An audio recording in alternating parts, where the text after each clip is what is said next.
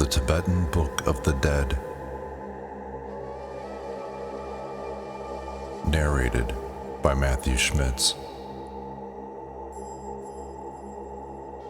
Book 1. The Chikai Bardo and the Chonyid Bardo. Herein lieth the setting face to face to the reality in the intermediate state, the great deliverance by hearing while on the after-death plane, from the profound doctrine of the emancipating of the consciousness by meditation upon the peaceful and wrathful deities, the Obeisances, to the divine body of truth, the incomprehensible, boundless light, to the divine body of perfect endowment, who are the lotus and the peaceful and the wrathful deities, to the lotus-born incarnation, Padma Sambhava, who is the protector of all sentient beings, to the gurus, the three bodies, obeisance. The introduction. This great doctrine of liberation by hearing, which conferreth spiritual freedom on devotees of ordinary wit, while in the intermediate state, hath three divisions: the preliminaries, the subject matter, and the conclusion. At first, the preliminaries, the guide series for emancipating beings, should be mastered by practice. The transference of the consciousness principle by the guide, the highest intellects ought most certainly to be liberated. But should they not be liberated, then, while in the intermediate state of the moments of death, they should practice the transference, which giveth automatic liberation by one's merely remembering it. Devotees of ordinary wit ought most certainly to be freed thereby. But should they not be freed, then, while in the intermediate state, during the experiencing of reality, they should preserve in the listening to this great doctrine of liberation by hearing. Accordingly, the devotee should at first examine the symptoms of death as they gradually appear in his dying body, following self-liberation by observing the characteristics of the symptoms of death. Then, when all the symptoms of death are complete, he should apply the transference, which conferreth liberation by merely remembering the process. The reading of this Thodol. If the transference hath been effectually employed, there is no need to read this Thodol. But if the transference hath not been effectually employed, then this Thodol is to be read correctly and distinctly near the dead body. If there be no corpse, then the bed or the seat to which the deceased had been accustomed should be occupied by the reader, who ought to expound the power of the truth. Then, summoning the spirit of the deceased, imagine it to be present there, listening, and read. During this time, no relative or fond mate should be allowed to weep or to wail, as such is not good for the deceased. So, restrain them. If the body be present, just when the expiration hath ceased, either a lama who hath been as a guru to the deceased, or a brother in the faith whom the deceased trusted, or a friend for whom the deceased had great affection, putting the lips close to the ear of the body without actually touching it, should read this great Thodol. The practical application of this Thodol by the officiant. Now for the explaining of the Thodol itself. If thou canst gather together a grand offering, offer it in worship of the Trinity.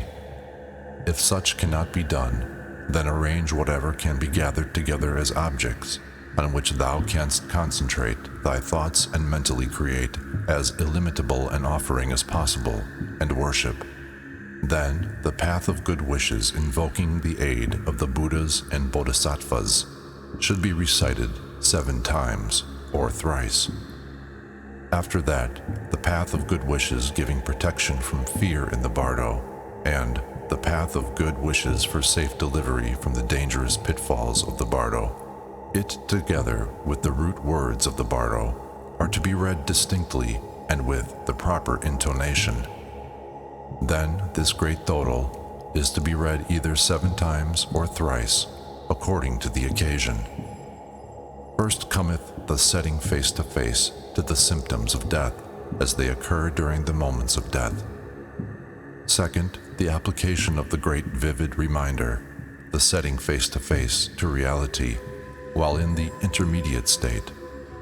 And third, the methods of closing the doors of the womb while in the intermediate state when seeking rebirth.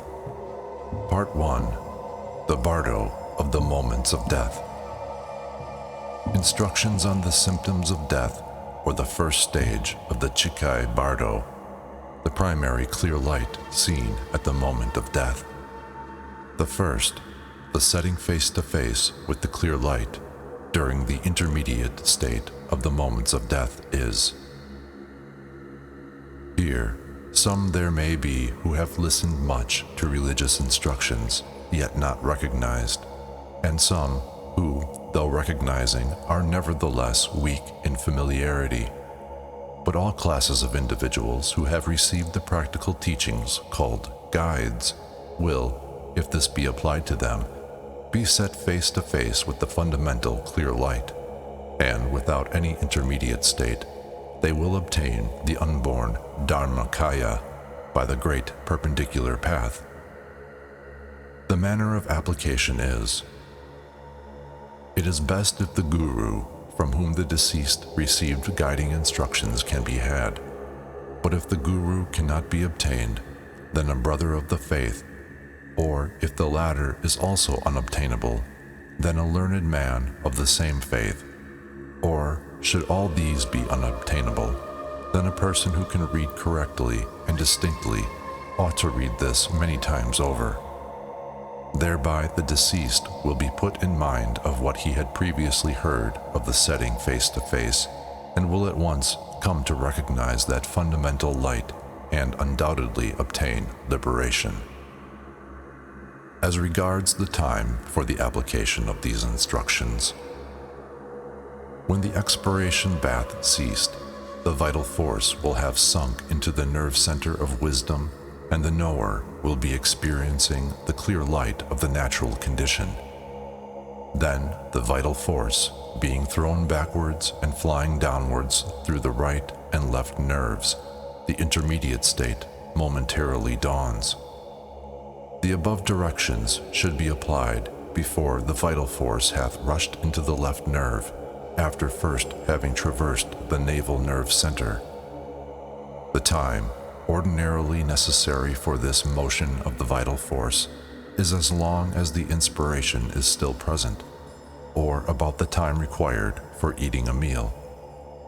Then the manner of the application of the instructions is: when the breathing is about to cease, it is best if the transference hath been applied efficiently. If the application hath been inefficient, then address the deceased thus: O nobly born, the time hath now come for thee to seek the path in reality. Thy breathing is about to cease. Thy guru hath set thee face to face before with the clear light, and now thou art about to experience it in its reality in the Bardo state, wherein all things are like the void and cloudless sky, and the naked, spotless intellect is like unto a transparent vacuum without circumference or center. At this moment, know thou thyself, and abide in that state. I too, at this time, am setting thee face to face. Having read this, repeat it many times in the ear of the person dying, even before the expiration hath ceased, so as to impress it on the mind of the dying one. If the expiration is about to cease, turn the dying one over on the right side, which posture is called the lying posture of a lion. The throbbing of the arteries on the right and left side of the throat is to be pressed.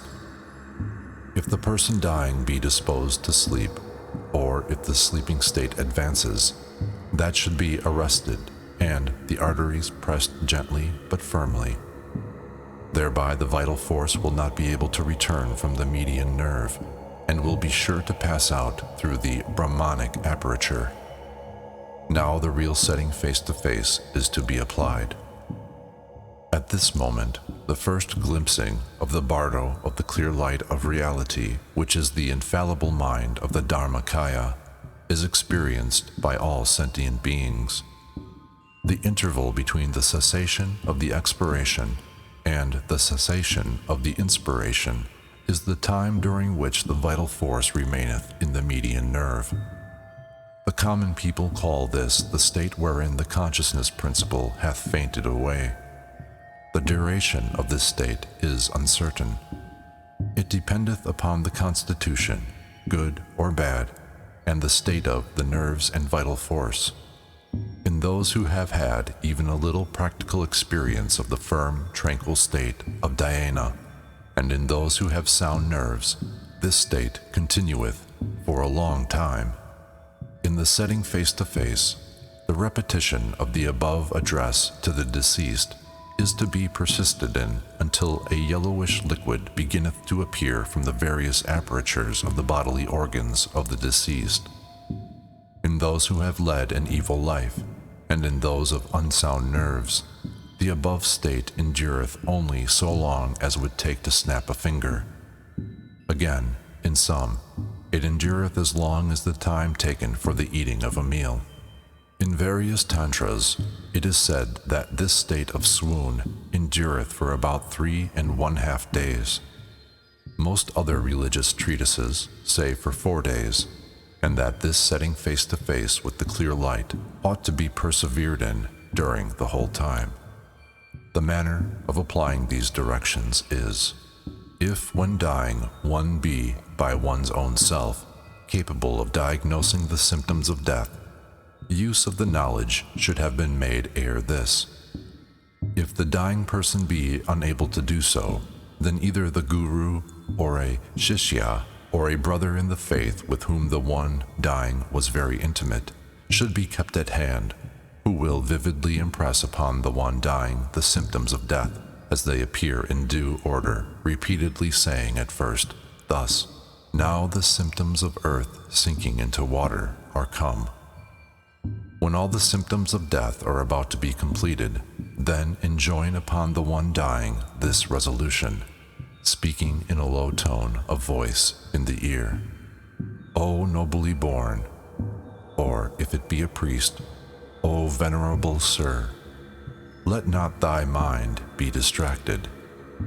If it be a brother in the faith or some other person, then call him by name and say thus, "O nobly born, that which is called death, being come to thee now, resolve thus, O this now is the hour of death.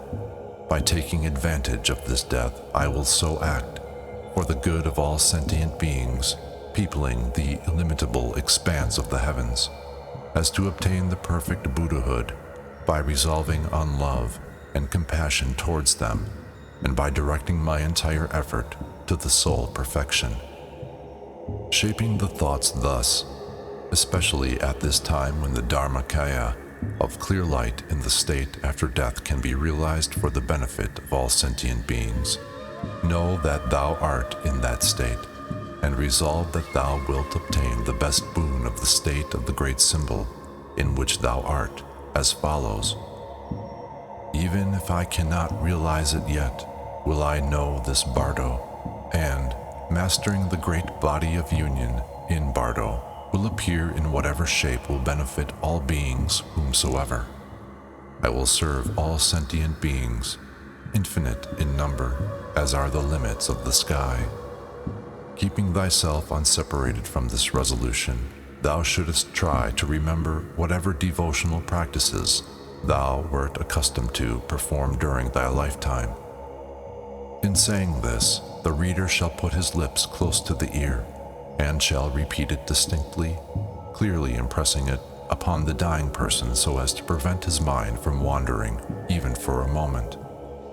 After the expiration hath completely ceased, press the nerve of sleep firmly and a lama or a person higher or more learned than thyself impress in these words thus: Reverend Sir, now that thou art experiencing the fundamental clear light, try to abide in that state which now thou art experiencing. And also in the case of any other person, the reader shall set him face to face thus: O nobly born, listen, now thou art experiencing the radiance of the clear light of pure reality. Recognize it. O nobly born, thy present intellect, in real nature void, not formed into anything as regards to characteristics or color, naturally void, is the very reality, the all-good. Thine own intellect, which is now voidness, yet not to be regarded as of the voidness of nothingness, but as the being, the intellect itself, unobstructed, shining, thrilling, and blissful, is the very consciousness, the all-good Buddha. Thine own consciousness, not formed into anything, in reality void, and the intellect, shining and blissful, these two are inseparable. The union of them is the Dharmakaya state of perfect enlightenment. Thine own consciousness, shining, void, and inseparable from the great body of radiance, hath no birth nor death, and is the immutable light, Buddha Amitabha. Knowing this is sufficient. Recognizing the voidness of thine own intellect to be Buddhahood, and looking upon it as being thine own consciousness, is to keep thyself in the state of the divine mind of the Buddha. Repeat this distinctly and clearly 3 or even 7 times. That will recall to the mind of the dying one the former as, when living, setting face to face by the Guru. Secondly, it will cause the naked consciousness to be recognized as the clear light. And thirdly, recognizing one's own self thus, one becometh permanently united with the Dharmakaya, and liberation will be certain. Instructions concerning the second stage of the Chikai Bardo, the secondary clear light seen immediately after death. Thus the primary clear light is recognized and liberation attained. But if it be feared that the primary clear light hath not been recognized, then it can certainly be assumed there is dawning upon the deceased that called the secondary clear light, which dawneth in somewhat more than a mealtime period. After that the expiration hath ceased. According to one's good or bad karma, the vital force floweth down into either the right or left nerve and goeth out through any of the apertures of the body. Then come a lucid condition of the mind. To say that the state of the primary clear light endureth for a mealtime period would depend upon the good or bad condition of the nerves, and also whether there hath been previous practice or not in the setting face to face. When the consciousness principle getteth outside the body, it saith to itself, Am I dead, or am I not dead? It cannot determine. It seeth its relatives and connections as it had been used to seeing them before. It even heareth the wailings. The terrifying karmic illusions have not yet dawned, nor have the frightful apparitions or experiences caused by the lords of death yet come. During this interval, the directions are to be applied by the lama or reader. There are those devotees of the perfected stage of the visualizing stage. If it be one who was in the perfected stage, then call him thrice by name and repeat over and over again the above instructions of setting face to face with the clear light. If it be one who was in the visualizing stage, then read out to him the introductory descriptions and the text of the meditation on his tutelary deity, and then say, O thou of noble birth, meditate upon thine own tutelary deity. Here, the deity's name is to be mentioned by the reader. Do not be distracted. Earnestly concentrate thy mind upon thy tutelary deity. Meditate upon him as if he were the reflection of the moon in the water, apparent yet inexistent in itself. Meditate upon him as if he were a being with a physical body. So saying, the reader will impress it. If the deceased be of the common folk, say, meditate upon the great compassionate Lord. By thus being set face to face, even those who would not be expected to recognize the Bardo unaided are undoubtedly certain to recognize it. Persons who while living had been set face to face with the reality by a guru, yet who have not made themselves familiar with it, will not be able to recognize the Bardo clearly by themselves. Either a guru or a brother in the faith will have to impress vividly such persons. There may be even those who have made themselves familiar with the teachings, yet who, because of the violence of the disease causing death, may be mentally unable to withstand illusions. For such, also, this instruction is absolutely necessary. Again, there are those who, although previously familiar with the teachings, have become liable to pass into the miserable states of existence, owing to breach of vows or failure to perform essential obligations honestly. To them, this instruction is indispensable. If the first stage of the Bardo path been taken by the forelock, that is best. But if not, by application of this distinct recalling to the deceased, while in the second stage of the Bardo, his intellect is awakened and attaineth liberation. While on the second stage of the Bardo, one's body is of the nature of that called the shining illusory body. Not knowing whether he be dead or not, a state of lucidity cometh to the deceased. If the instructions be successfully applied to the deceased while he is in that state, then, by the meeting of the mother reality and the offspring reality, karma controlleth not. Like the sun's rays, for example, dispelling the darkness, the clear light on the path dispelleth the power of karma. That which is called the second stage of the Bardo dawneth upon the thought body. The knower hovereth within those places to which its activities had been limited. If at this time this special teaching be applied efficiently, then the purpose will be fulfilled, for the karmic illusions will not have come yet, and, therefore, he, the deceased, cannot be turned hither and thither from his aim of achieving enlightenment. Part 2. The Bardo of the Experiencing of Reality. Introductory instructions concerning the experiencing of reality during the third stage of the Bardo, called the Chonyid Bardo, when the karmic apparitions appear. But even though the primary clear light be not recognized, the clear light of the second Bardo being recognized, liberation will be obtained. If not liberated even by that, then that called the third Bardo, or the Chonyid Bardo, dawneth. In this stage of the Bardo, the karmic illusions come to shine.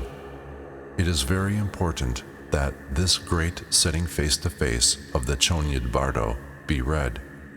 It hath much power and can do much good. About this time, the deceased can see that the share of food is being set aside, that the body is being stripped of its garments, that the place of the sleeping rug is being swept, can hear all the weeping and wailing of his friends and relatives, and, although he can see them and can hear them calling upon him, they cannot hear him calling upon them, so he goeth away displeased. At that time, sounds, lights, and rays, all three, are experienced.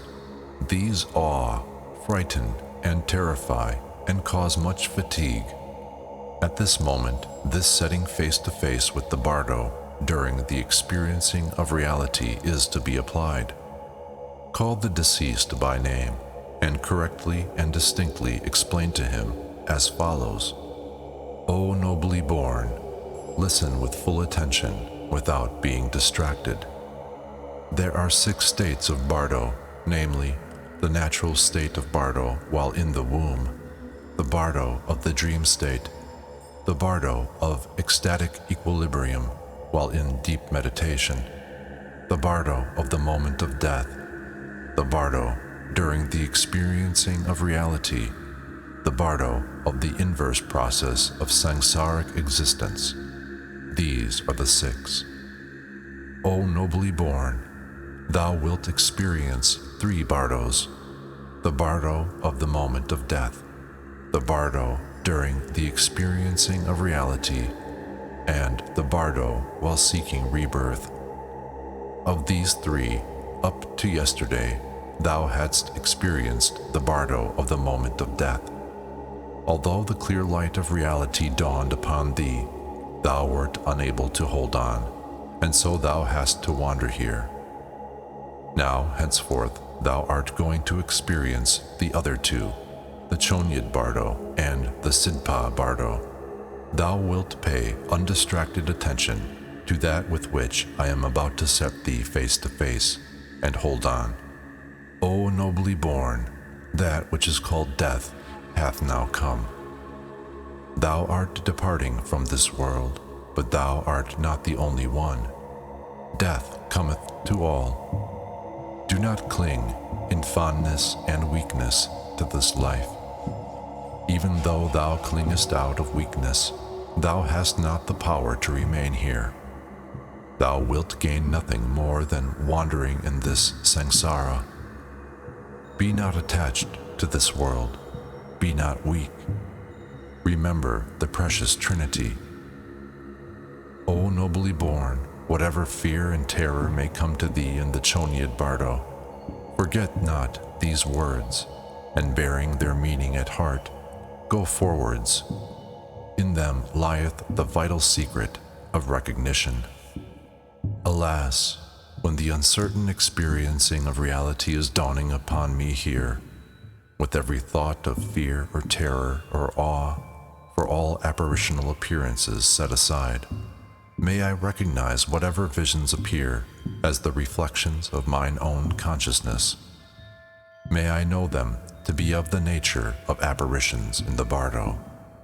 When, at this all-important moment of opportunity of achieving a great end, may I not fear the bands of peaceful and wrathful deities, mine own thought forms.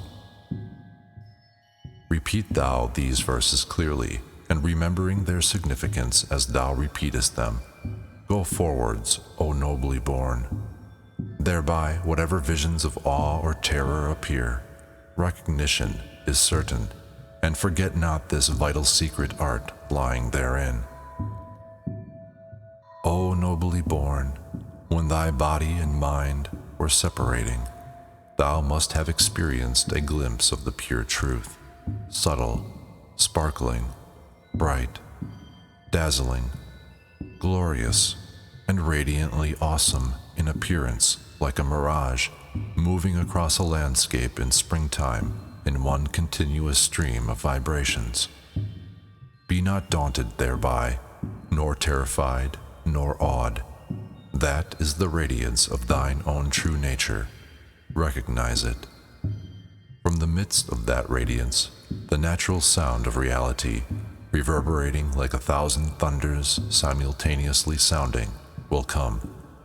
That is the natural sound of thine own real self.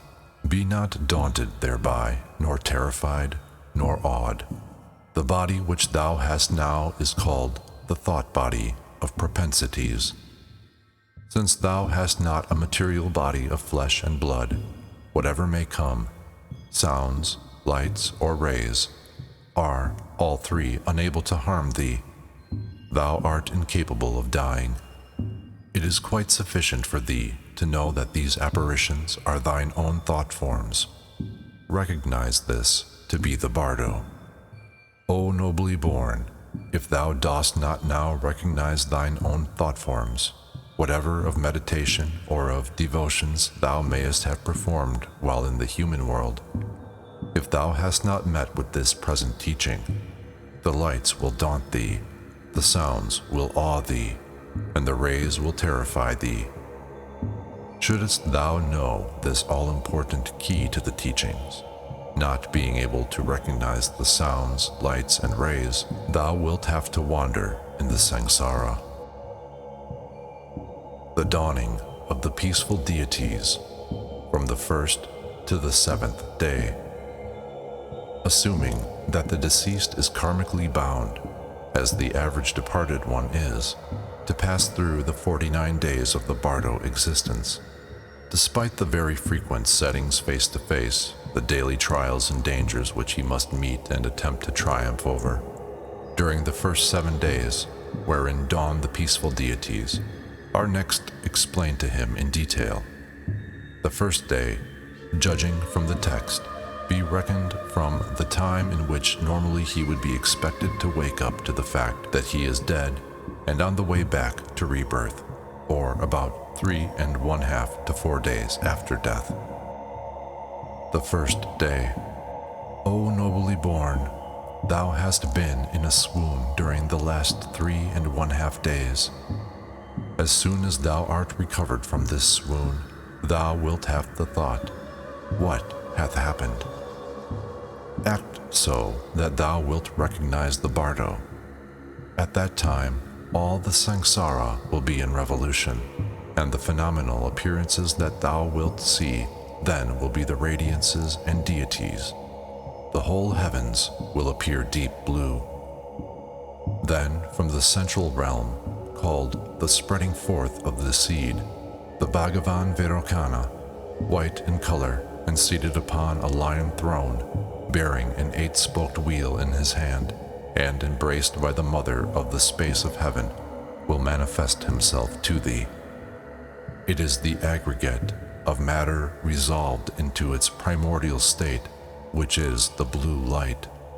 The wisdom of the Dharma Dhetu, blue in color, shining, transparent, glorious, dazzling, from the heart of the Vairocana, as the Father-Mother, will shoot forth and strike against thee with a light so radiant that thou wilt scarcely be able to look at it. Along with it, there will also shine a dull white light from the Devas, which will strike against thee in thy front. Thereupon, because of the power of bad karma, the glorious blue light of the wisdom of the Dharma Dhetu will produce in thee fear and terror, and thou wilt wish to flee from it. Thou wilt beget a fondness for the dull white light of the Devas. At this stage, thou must not be awed by the divine blue light which appears shining, dazzling, and glorious, and be not startled by it. That is the light of the Tathagata, called the light of the wisdom of the Dharma Dhetu. Put thy faith in it, believe in it firmly, and pray unto it, thinking in thy mind that it is the light proceeding from the heart of the Bhagavan Vairocana, coming to receive thee while in the dangerous ambuscade of the Bardo. That light is the light of the grace of Vairocana. Be not fond of the dull white light of the Devas. Be not attached to it. Be not weak. If thou be attached to it, thou wilt wander into the abodes of the Devas and be drawn into the whirl of the 6 lokas. That is an interruption to obstruct thee on the path of liberation. Look not at it. Look at the bright blue light in deep faith. Put thy whole thought earnestly upon Vairocana, and repeat after me this prayer. Alas, when wandering in the samsara, because of intense stupidity, on the radiant light path of the Dharma Dhetu wisdom, may I be led by the Bhagavan Vairocana. May the Divine Mother of Infinite Space be my rear guard. May I be led safely across the fearful ambush of the Bardo. May I be placed in the state of the all-perfect Buddhahood. Praying thus, in intense, humble faith, thou wilt merge in halo of rainbow light into the heart of Vairocana and obtain Buddhahood in the Sambhogakaya, in the central realm of the densely packed. The second day. But if, notwithstanding this setting face to face, through power of anger or obscuring karma, one should be startled at the glorious light and flee, or be overcome by illusions, despite the prayer, on the second day, Varaha Sattva and his attendant deities, as well as one's evil deeds, meriting hell, will come to receive one. Thereupon, the setting face to face is, calling the deceased by name, thus, O nobly born, listen undistractedly. On the second day, the pure form of water will shine as a white light. At that time, from the deep blue eastern realm of preeminent happiness, the Bhagavan Akshobhya, as Varahasattva, blue in color, holding in his hand a five-pronged dorje, seated upon an elephant throne and embraced by the mother Memaki, will appear to thee, attended by the bodhisattvas Kishitgarbha and Maitreya, with the female bodhisattvas Lasema and Pushpema. These 6 Bodic deities will appear to thee. The aggregate of thy principle of consciousness, being in its pure form, which is the mirror-like wisdom, will shine as bright, radiant white light from the heart of Varahasattva, the Father-Mother, with such dazzling brilliancy and transparency that thou wilt scarcely be able to look at it, and will strike against thee. And a dull smoke-colored light from hell will shine alongside the light of the mirror-like wisdom, and will also strike against thee. Thereupon, through the power of anger, thou wilt beget fear and be startled at the dazzling white light, and wilt wish to flee from it. Thou wilt beget a feeling of fondness for the dull smoke-colored light from hell. Act then, so that thou wilt not fear that bright, dazzling, transparent white light. Know it to be wisdom.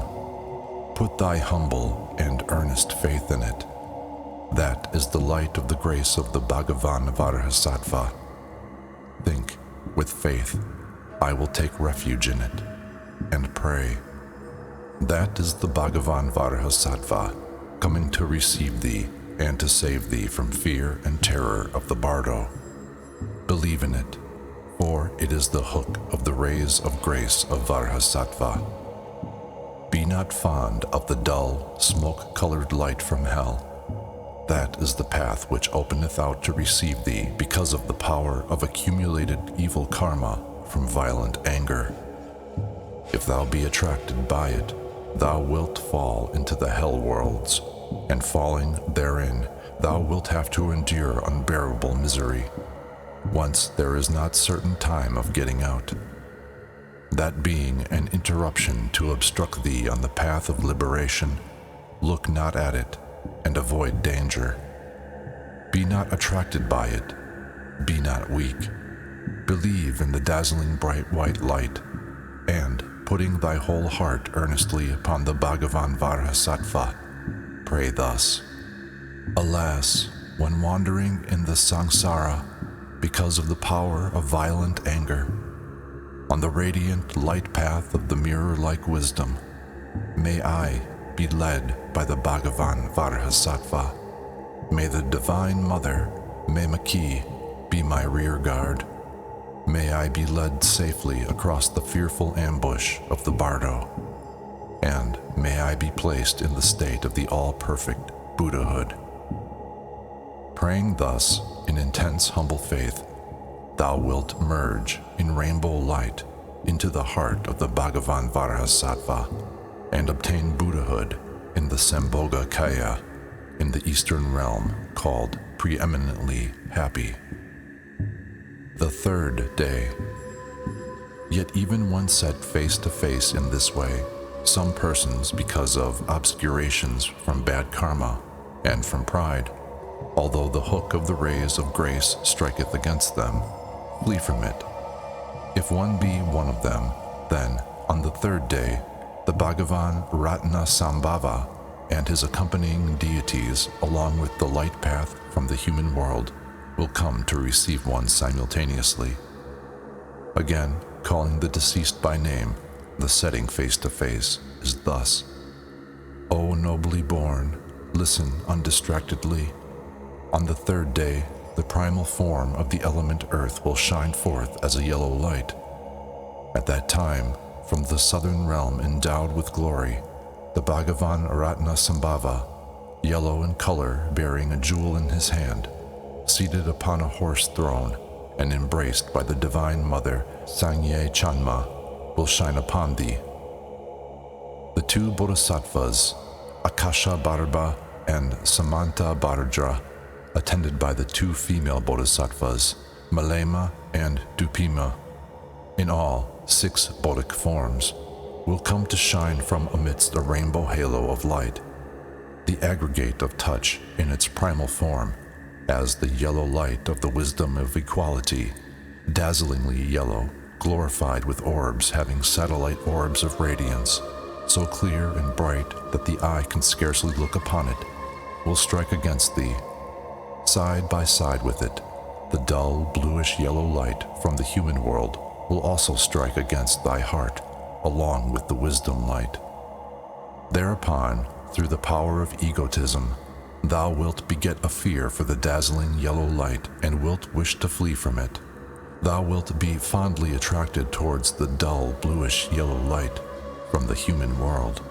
At that time, do not fear that bright, dazzling yellow, transparent light, but know it to be wisdom. In that state, keeping thy mind resigned, trust in it earnestly and humbly. If thou knowest it to be the radiance of thine own intellect, although thou exertest not thy humility and faith and prayer to it, the divine body and light will merge into thee inseparably, and thou wilt obtain Buddhahood. If thou dost not recognize the radiance of thine own intellect, think with faith. It is the radiance of the grace of the Bhagavan Ratnasambhava. I will take refuge in it and pray. It is the hook of the grace rays of the Bhagavan Ratnasambhava. Believe in it. Be not fond of that dull bluish yellow light from the human world. That is the path of thine accumulated propensities of violent egotism come to receive thee. If thou art attracted by it, thou wilt be born in the human world and have to suffer birth, age, sickness, and death, and thou wilt have no chance of getting out of the quagmire of worldly existence. That is an interruption to obstruct thy path of liberation. Therefore, look not upon it, and abandon egotism, abandon propensities. Be not attracted towards it, be not weak. Act so as to trust in that bright, dazzling light. Put thine earnest thought one-pointedly upon the Bhagavan Ratnasambhava and pray thus: Alas, when wandering in the samsara because of the power of violent egotism, on the radiant light path of the wisdom of equality, may I be led by the Bhagavan Ratnasambhava. May the Divine Mother, she of the Buddha eye, be my rear guard. May I be led safely across the fearful ambush of the Bardo, and may I be placed in the state of the all-perfect Buddhahood. By praying thus, with deep humility and faith, thou wilt merge into the heart of the Bhagavan Ratnasambhava, the Divine Father-Mother, in halo of rainbow light, and attain Buddhahood in the Sambhoga Kaya, in the southern realm endowed with glory. The 4th day. By thus being set face to face, however weak the mental faculties may be, there is no doubt of one's gaining liberation. Yet, though so often set face to face, there are classes of men who, having created much bad karma, or having failed in observance of vows, or their lot for higher development being altogether lacking, prove unable to recognize their obscurations and evil karma from covetousness and miserliness produce awe of the sounds and radiances, and they flee. If one be one of these classes, then on the fourth day, the Bhagavan Amitabha and his attendant deities, together with the light path from the Pretaloka, proceeding from miserliness and attachment, will come to receive one simultaneously. Again, the setting face to face is calling the deceased by name, thus: O nobly born, listen undistractedly. On the fourth day, the red light, which is the primal form of the element fire, will shine. At that time, from the red western realm of happiness, the Bhagavan Buddha Amitabha, red in color, bearing a lotus in his hand, seated upon a peacock throne and embraced by the Divine Mother Gokarmo, will shine upon thee, together with the Bodhisattvas Chenrazi and Jampal, attended by the female Bodhisattvas Gautima and Alok. The 6 bodies of enlightenment will shine upon thee from amidst the halo of rainbow light. The primal form of the aggregate of feelings, as the red light of the all-discriminating wisdom, glitteringly red, glorified with orbs and satellite orbs, bright, transparent, glorious and dazzling, proceeding from the heart of the Divine Mother Amitabha, will strike against thy heart so radiantly that thou wilt scarcely be able to look upon it. Fear it not. Along with it, a dull red light from the Pretaloka, coming side by side with the light of wisdom, will also shine upon thee. Act so that thou shalt not be fond of it. Abandon attachment and weakness for it. At that time, through the influence of intense attachment, thou wilt become terrified by the dazzling red light, and wilt wish to flee from it, and thou wilt beget a fondness for that dull red light of the Pretaloka. At that time, be not afraid of the glorious, dazzling, transparent, radiant red light, recognizing it as wisdom, keeping thine intellect in a state of resignation, thou wilt merge into it inseparably and attain Buddhahood. If thou dost not recognize it, think, it is the rays of the grace of the Bhagavan Amitabha, and I will take refuge in it. And, trusting humbly in it, pray unto it. That is the hook rays of the grace of the Bhagavan Amitabha. Trust in it humbly, flee not. Even if thou fleest, it will follow thee inseparably from thyself. Fear it not. Be not attracted towards the dull red light of the Pretaloka. That is the light path proceeding from the accumulations of thine intense attachment to samsaric existence, which hath come to receive thee. If thou be attached thereto, thou wilt fall into the world of unhappy spirits, and suffer unbearable misery from hunger and thirst. Thou wilt have no chance of gaining liberation therein. That dull red light is an interruption to obstruct thee on the path of liberation. Be not attached to it, and abandon habitual propensities. Be not weak. Trust in the bright dazzling red light. In the Bhagavan Amitabha, the Father Mother, put thy trust one-pointedly and pray thus. Alas, when wandering in the samsara because of the power of intense attachment, on the radiant light path of the discriminating wisdom, may I be led by the Bhagavan Amitabha. May the Divine Mother, she of white raiment, be my rear guard. May I be safely led across the dangerous ambush of the Bardo, and may I be placed in the state of the all-perfect Buddhahood. By praying thus, humbly and earnestly, thou wilt merge into the heart of the Divine Father Mother, the Bhagavan Amitabha, in halo of rainbow light, and attain Buddhahood in the Sambhogakaya, in the Western realm named Happy. The 5th day. It is impossible that one should not be liberated thereby.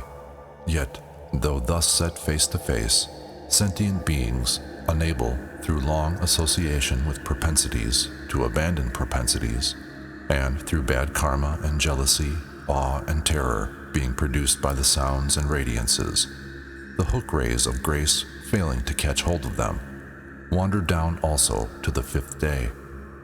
If one be such a sentient being, thereupon the Bhagavan Amoga Siddhi, with his attendant deities, and the light rays of his grace will come to receive one. A light proceeding from the Asura Loka, produced by the evil passion of jealousy, will also come to receive one. The setting face to face at that time is calling the deceased by name, thus, O nobly born, listen undistractedly. On the 5th day, the green light of the primal form of the element air will shine upon thee. At that time, from the green northern realm of successful performance of best actions, the Bhagavan Buddha Amoga Siddhi, green in color, bearing a crossed dorje in hand, seated upon a sky-traversing harpy throne, embraced by the Divine Mother, the faithful Dolma, will shine upon thee with his attendants. The 2 bodhisattvas, Chagna Dorje and Dibpanamsel, attended by 2 female bodhisattvas, Gandhema and Nidhema. These 6 Bodic forms, from amidst the halo of rainbow light, will come to shine. The primal form of the aggregate of volition, shining as the green light of the all-performing wisdom, dazzlingly green, transparent and radiant, glorious and terrifying, beautified with orbs surrounded by satellite orbs of radiance, issuing from the heart of the Divine Father Mother, Amoga Siddhi, green in color, will strike against thy heart, so wondrously bright that thou wilt scarcely be able to look at it. Fear it not. That is the natural power of the wisdom of thine own intellect. Abide in the state of great resignation and impartiality. Along with it, as such, the green light of the all-performing wisdom, a light of dull green color from the Asura Loka, produced from the cause of the feeling of jealousy, coming side by side with the wisdom rays, will shine upon thee. Meditate upon it with impartiality, with neither repulsion nor attraction. Be not fond of it. If thou art of low mental capacity, be not fond of it. Thereupon, through the influence of intense jealousy, thou wilt be terrified at the dazzling radiance of the green light, and wilt wish to flee from it, and thou wilt beget a fondness for that dull green light of the Asura Loka. At that time, fear not the glorious and transparent, radiant and dazzling green light, but know it to be wisdom, and in that state allow thine intellect to rest in resignation.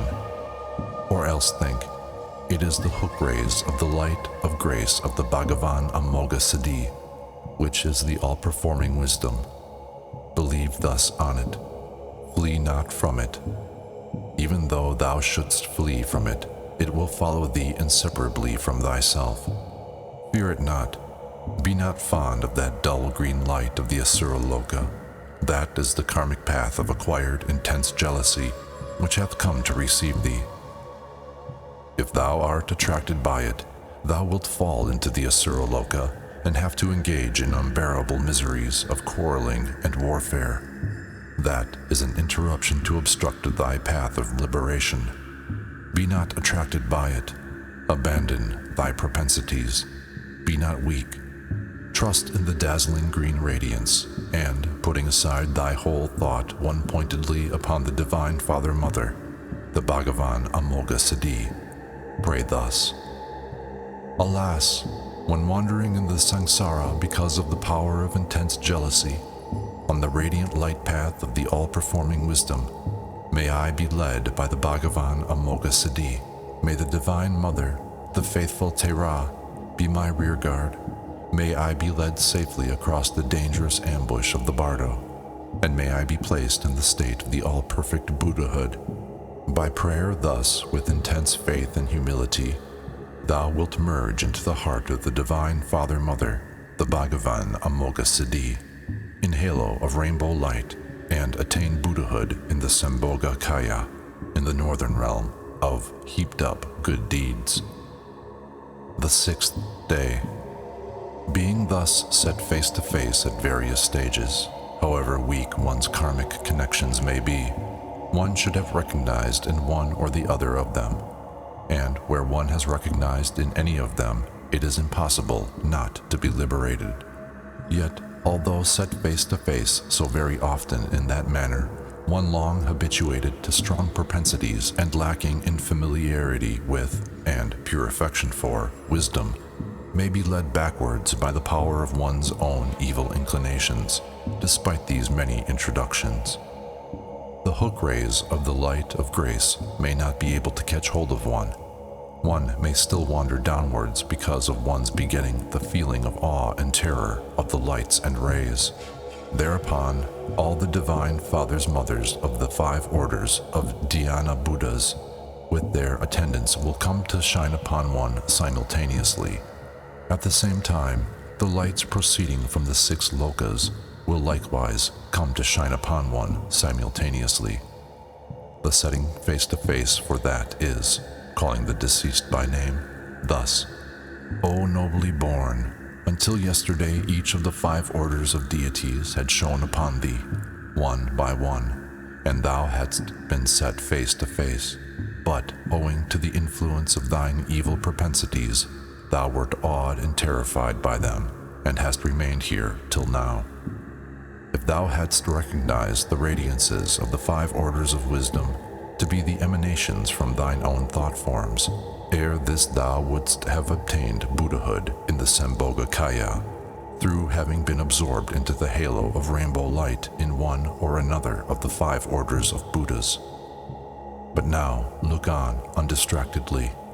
Now the lights of all 5 orders, called the lights of the union of 4 wisdoms, will come to receive thee.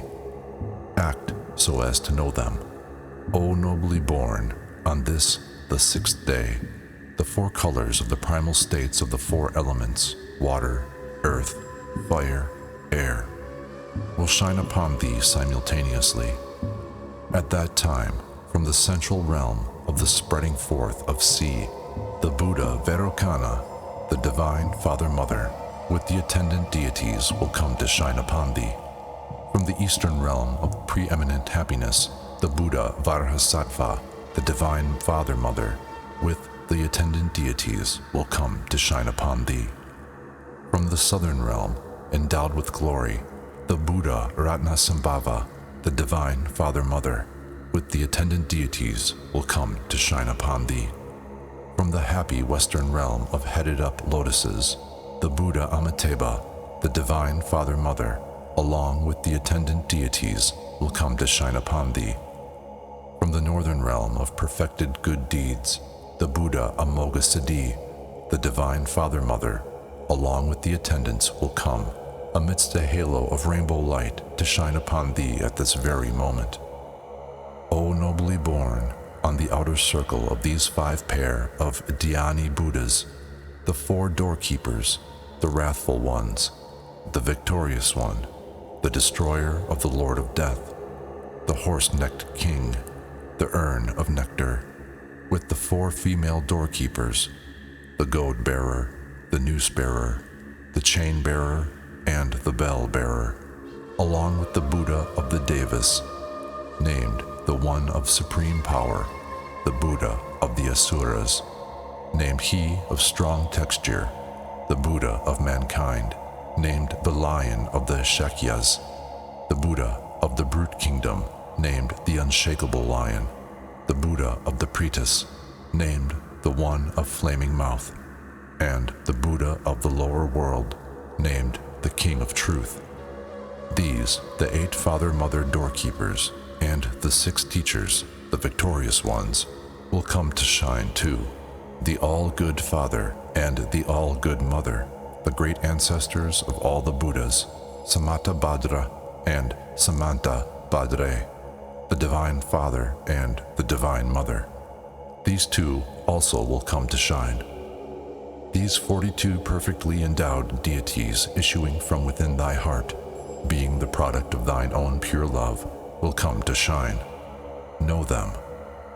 O nobly born, these realms are not come from somewhere outside thyself. They come from within the 4 divisions of thy heart, which, including its center, make the 5 directions. They issue from within there, and whine upon thee.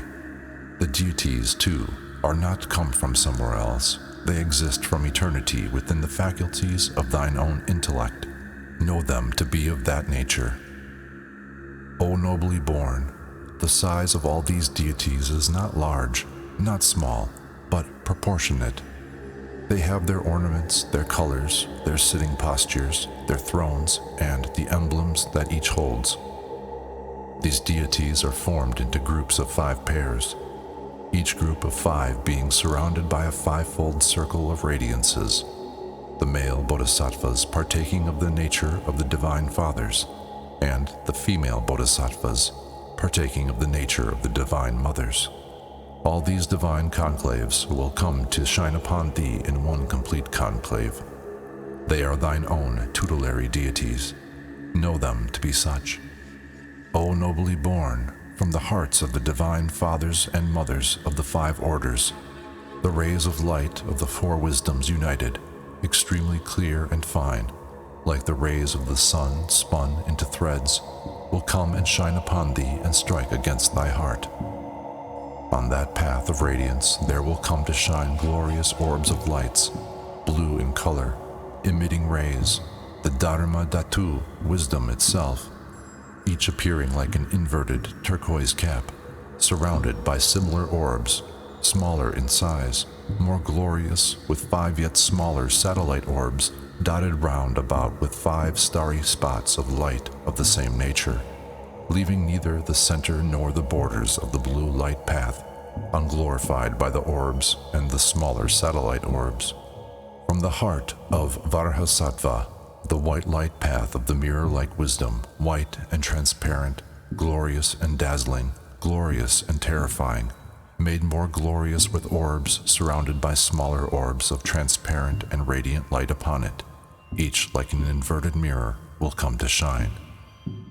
From the heart of Ratnasambhava, the yellow light path of the wisdom of equality, glorified with yellow orbs of radiance, each like an inverted gold cup, surrounded by smaller orbs, and these with yet smaller orbs, will come to shine.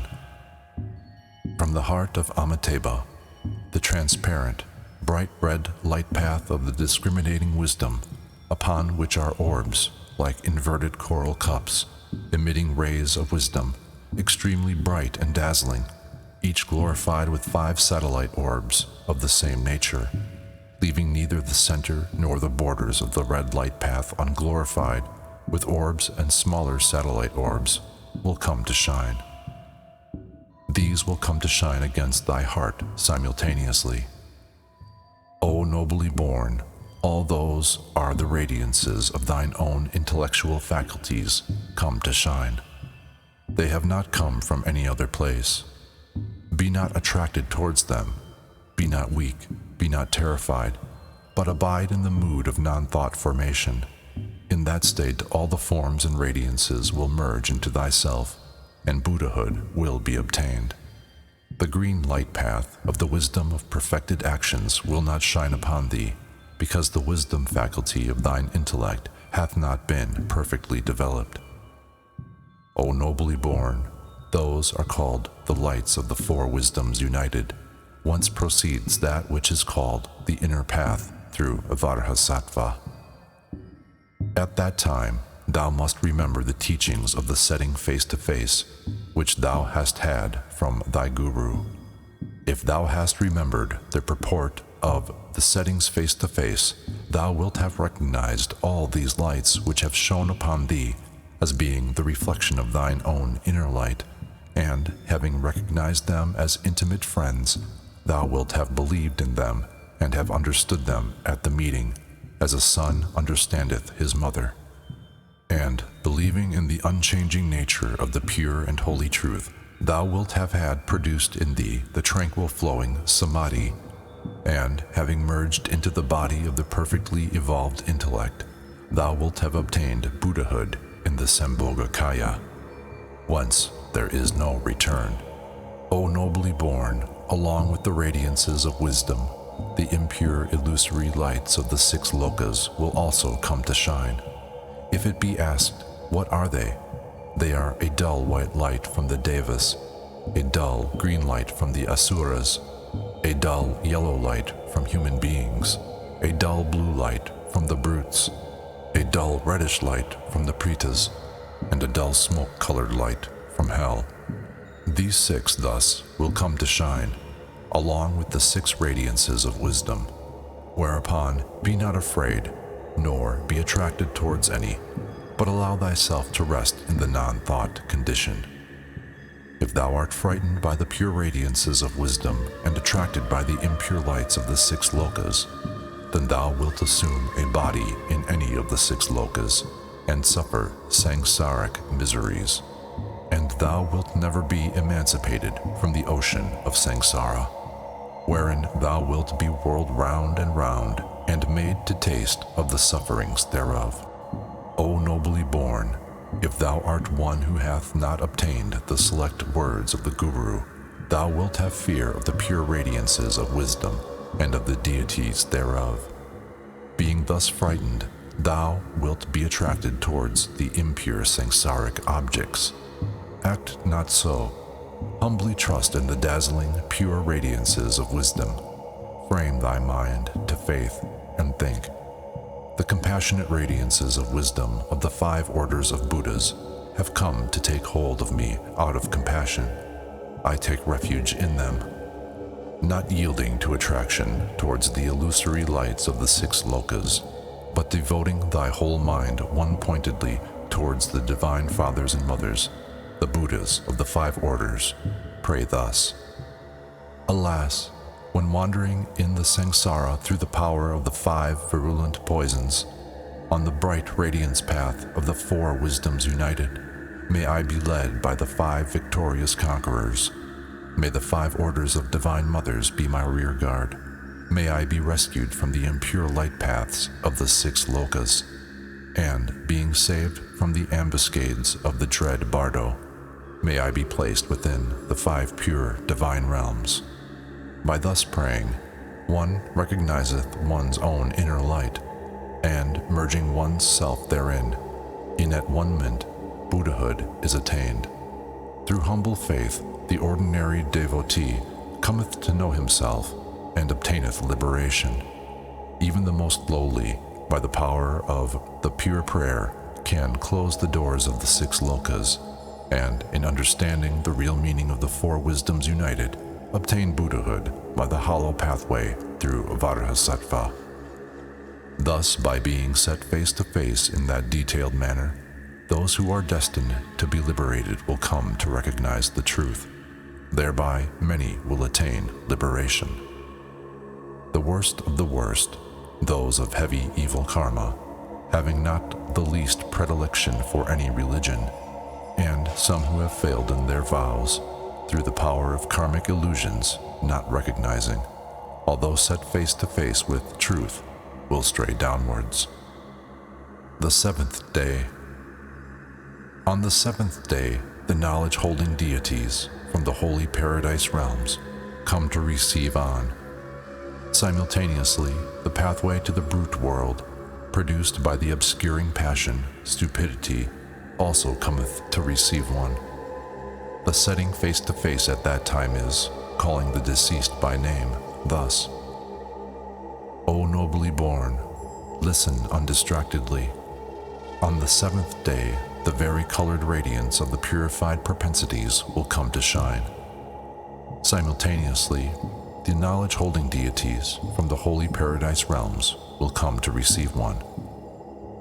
From the center of the circle, or mandala, enhaloed in radiance of rainbow light, the supreme knowledge-holding deity, the Lotus Lord of Dance, the supreme knowledge-holder who ripens karmic fruits, radiant with all 5 colors, embraced by the Divine Mother, the red Dakini, he holding a crescent knife and a skull filled with blood, dancing and making the mudra of fascination, with his right hand held aloft, will come to shine.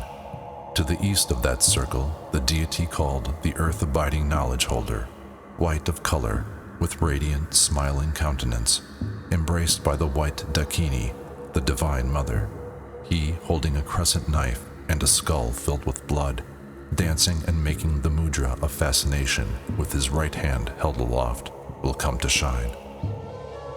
To the south of that circle, the knowledge-holding deity called He, having power over duration of life, yellow in color, smiling and radiant, embraced by the yellow Daikini, the Divine Mother, he holding a crescent knife and a skull filled with blood, dancing and making the mudra of fascination with his right hand held aloft, will come to shine.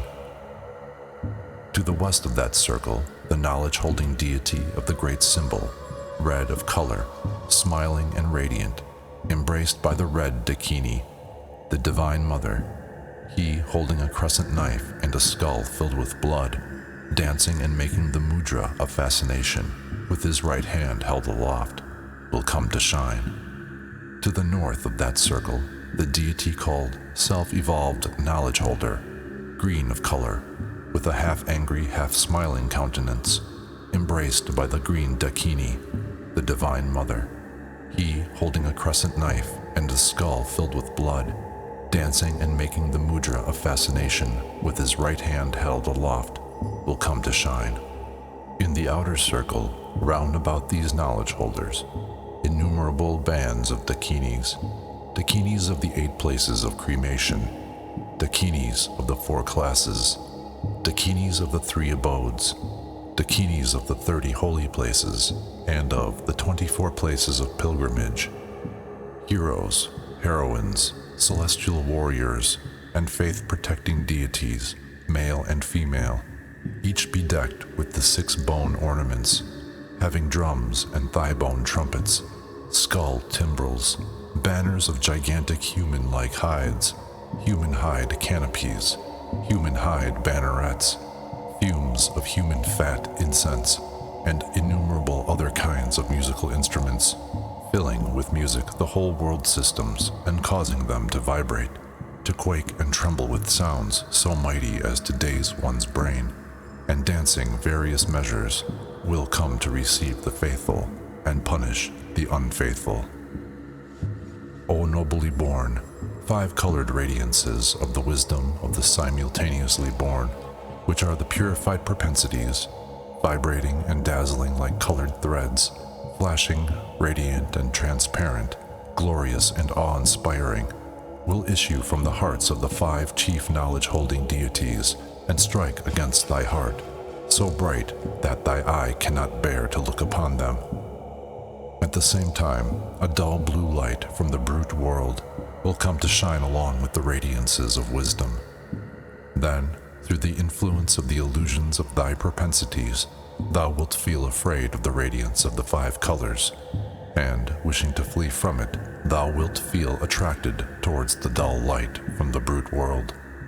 Thereupon, be not afraid of that brilliant radiance of 5 colors, nor terrified, but know the wisdom to be thine own. Within those radiances, the natural sound of the truth will reverberate like 1,000 thunders. The sound will come with a rolling reverberation, amidst which will be heard, slay, slay, and awe-inspiring mantras.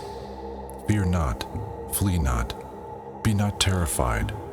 Know them, insomuch as these sounds to be of the intellectual faculties of thine own inner light. Be not attracted towards the dull blue light of the brute world. Be not weak. If thou art attracted, thou wilt fall into the brute world, wherein stupidity predominates, and suffer the illimitable miseries of slavery and dumbness and stupidness, and it will be a very long time ere thou canst get out. Be not attracted towards it. Put thy faith in the bright, dazzling, 5-colored radiance. Direct thy mind one-pointedly towards the deities, the knowledge-holding conquerors. Think one-pointedly thus: these knowledge-holding deities, the heroes, and the Dakinis, have come from the holy paradise realms to receive me. I supplicate them all. Up to this day, although the 5 orders of the Buddhas of the 3 times have all exerted the rays of their grace and compassion, yet have I not been rescued by them. Alas, for a being like me! May the knowledge-holding deities not let me go downwards further than this, but hold me with the hook of their compassion and lead me to the holy paradises. Thinking in that manner one-pointedly, pray thus: O ye knowledge-holding deities, pray hearken unto me. Lead me on the path out of your great love. When I am wandering in the samsara because of intensified propensities, on the bright light path of the simultaneously born wisdom, may the bands of heroes, the knowledge holders, lead me. May the bands of the mothers, the dakinis, be my rear guard. May they save me from the fearful ambuscades of the Bardo, and place me in the pure paradise realms. Praying thus in deep faith and humility, there is no doubt that one will be born within the pure paradise realms after being merged in rainbow light into the heart of the knowledge-holding deities. All the pandit classes, too, coming to recognize at this stage, obtain liberation, even those of evil propensities being sure to be liberated here. Here endeth the part of the great Thodol, concerned with the setting face-to-face of the peaceful deities of the Chonyid Bardo, and the setting face-to-face of the clear light of the Chikai Bardo.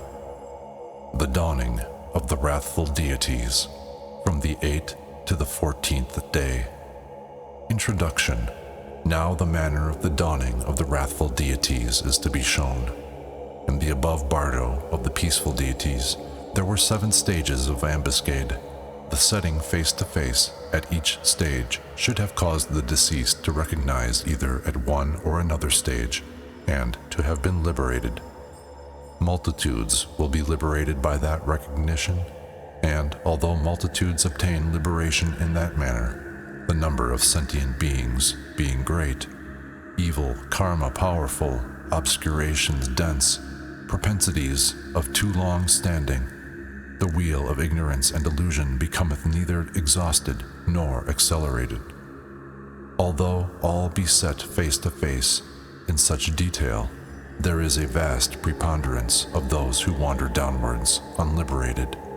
Therefore, after the cessation of the dawning of the peaceful and knowledge-holding deities who come to welcome one, the 58 flame-enhaloed, wrathful, blood-drinking deities come to dawn, who are only the former peaceful deities in changed aspect, according to the place or psychic center of the Bardo body of the deceased whence they proceed. Nevertheless, they will not resemble them. This is the Bardo of the wrathful deities, and they being influenced by fear, terror, and awe, recognition becometh more difficult. The intellect, gaining not in independence, passeth from one fainting state to a round of fainting states. Yet, if one but recognize a little, it is easier to be liberated at this stage. If it be asked why, the answer is, because of the dawning of the radiances, which produced fear, terror, and awe. The intellect is undistractedly alert in one-pointedness. That is why. If at this stage one does not meet with this kind of teaching, one's hearing of religious lore, although it be like an ocean in its vastness, is of no avail. There are even discipline-holding abbots, or bhikkhus, and doctors in metaphysical discourses who err at this stage, and, not recognizing, wander into the samsara. As for the common worldly folk, what need is there to mention them? By fleeing through fear, terror, and awe, they fall over the precipices into the unhappy worlds and suffer.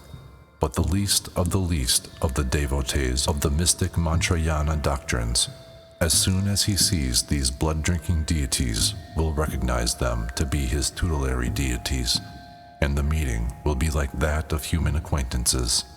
He will trust them, and becoming merged into them, in at one mint, will obtain Buddhahood. By having meditated on the description of these blood-drinking deities while in the human world, and by having performed some worship or praise of them, or at least by having seen their painted likenesses and their images, upon witnessing the dawning of the deities at this stage, recognition of them will result, and liberation. In this lieth the art. Again, at the death of those discipline-holding abbots and doctors in metaphysical discourses, who who remain uninstructed in these Bardo teachings. However assiduously they may have devoted themselves to religious practices, and however in the human world there will not come any phenomenal signs such as rainbow halo at the funeral pyre, nor bone relics from the ashes. This is because when they lived, the mystic or esoteric doctrines were never held within their heart, and because they had spoken contemptuously of them, and because they were never acquainted, through initiation, with the deities of the mystic or esoteric doctrines. Thus, when these dawn on the Bardo, they do not recognize them. Suddenly seeing what they had never seen before, engendered, they pass into the miserable states because of that. Therefore, if the observers of the disciplines and the esoteric doctrines, such signs as the rainbow halo come not, nor are bone relics and seed-like bones ever produced from the bones of their funeral pyre. These are the reasons for it. The least of Mantrayanic devotees, who may seem to be of very unrefined manners, unindustrious, untactful, and who may not live in accordance with his vows, and who in every way may be inelegant in his habits, and even unable perhaps to carry the practices of his teachings to a successful issue, let no one feel disrespect or nor doubt him, but pay reverence to the esoteric or mystic doctrines which he holdeth. By that alone one obtaineth liberation at this stage. Even though the deeds of one paying such reverence may not have been very elegant while in the human world, at his death there will come at least one kind of sign, such a rainbow radiance, bone images, and bone relics. This is because the esoteric or mystic doctrines possess great gift waves. Those of and above the mystic Mantrayanic devotees of ordinary psychic development, who have meditated upon the visualization and perfection processes and practiced the essences or essence mantras, need not wander down this far on the Chonyid Bardo. As soon as they cease to breathe, they will be led into the pure paradise realms by the heroes and heroines and the knowledge holders. As a sign of this, the sky will be cloudless. They will merge into rainbow radiance. There will be sun showers, sweet scent of incense in the air, music in the skies, radiances, bone relics and images from their funeral pyre. Therefore, to the abbots or discipline holders, to the doctors, and to those mystics who have failed in their vows, and to all the common people, this Thodol is indispensable. But those who have meditated upon the great perfection and the great symbol will recognize the clear light at the moment of death, and, obtaining the Dharmakaya, all of them will be such as not to need the reading of this Thodol. By recognizing the clear light at the moment of death, they also will recognize the visions of the peaceful and the wrathful during the Chonyid Bardo, and obtain the Sambhogakaya, or, recognizing during the Sidpa Bardo, obtain the Nirmana Kaya, and, taking birth on the higher planes, will, in the next rebirth, meet with this doctrine and then enjoy the continuity of karma. Therefore, this Thodol is the doctrine by which Buddhahood may be attained without meditation, the doctrine liberating by the hearing of it alone, the doctrine which leadeth brings of great evil karma on the secret path, the doctrine which produceth differentiation instantaneously between those who are initiated into it and those who are not, being the profound doctrine which conferreth perfect enlightenment instantaneously. Those sentient beings who have been reached by it cannot go to the unhappy states. This doctrine and the total doctrine, when joined together, being like unto a mandala of gold inset with turquoise, combine them. Thus, the indispensable nature of the Thodol being shown, there now cometh the setting face to face with the dawning of the wrathful deities in the Bardo.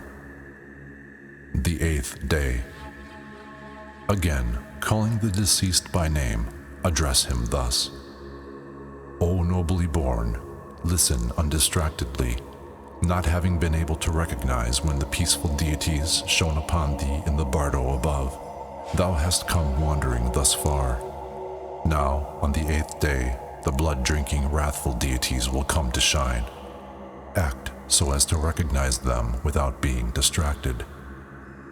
O nobly born, the great glorious Buddha Heruka, dark brown of color, with 3 heads, 6 hands, and 4 feet firmly postured, the right face being white, the left red, the central dark brown, the body emitting flames of radiance, the 9 eyes widely opened in terrifying gaze, the eyebrows quivering like lightning, the protruding teeth glistening and set over one another, giving vent to sonorous utterances of ah la la and ha ha, and piercing whistling sounds.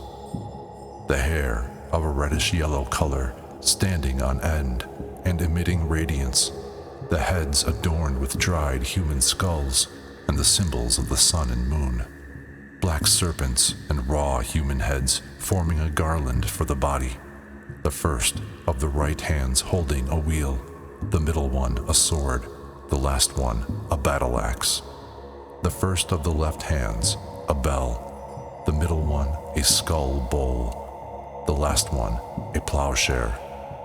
His body embraced by the mother Buddha Krotisharima, her right hand clinging to his neck and her left putting to his mouth a red shell filled with blood, making a palatal sound like a crackling and a clashing sound and a rumbling sound as loud as thunder, emanating from the 2 deities radiant flames of wisdom, blazing from every hair pore of the body and each containing a flaming dorje.